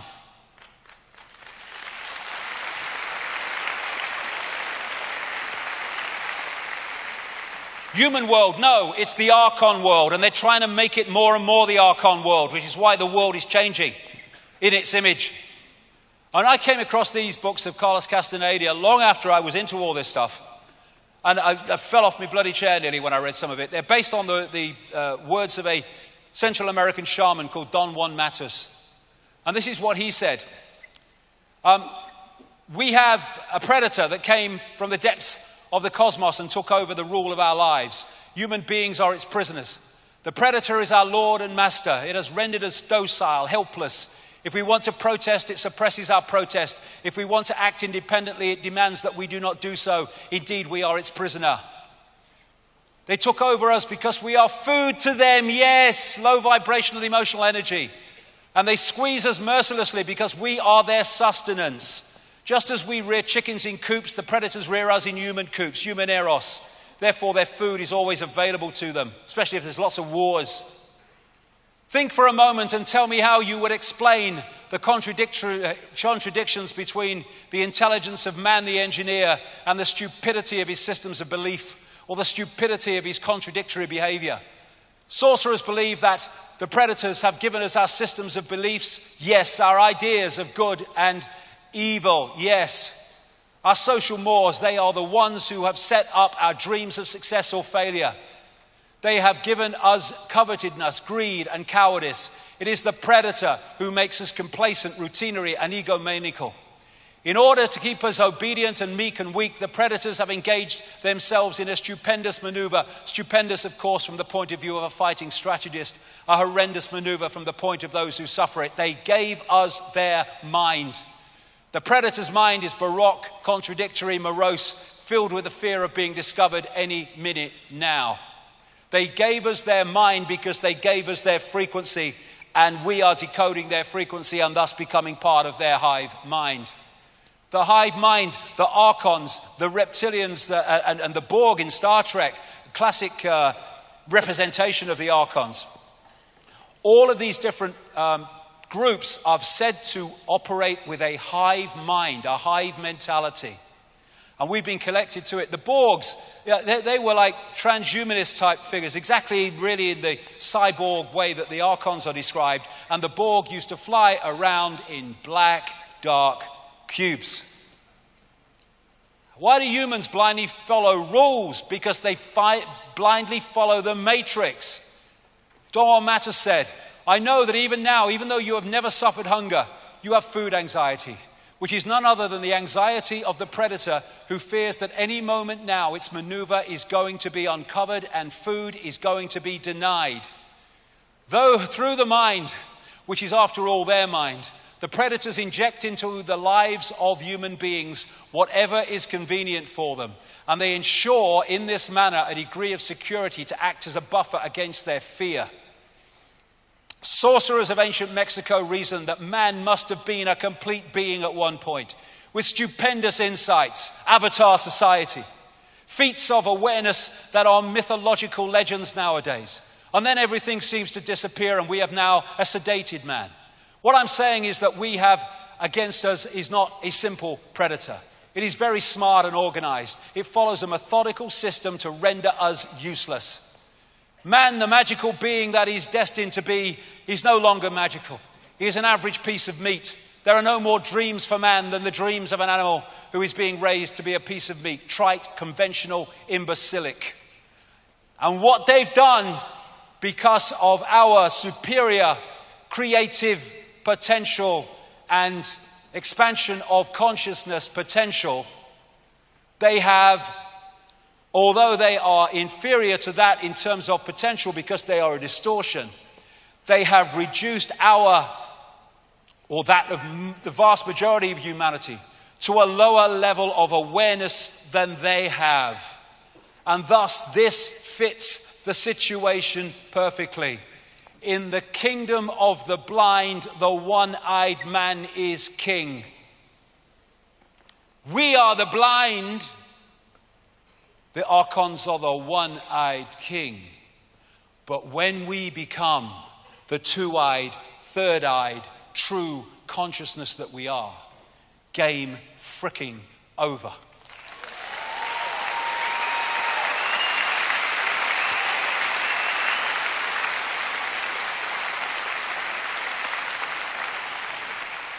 Psychopaths have hijacked the world, and it's time to take it back. I have no power is what the Matrix keeps telling us, and what the agents of the Matrix keep telling us. You have to look to authority. We have the power. Awakened, we have the power. And humanity is awakening.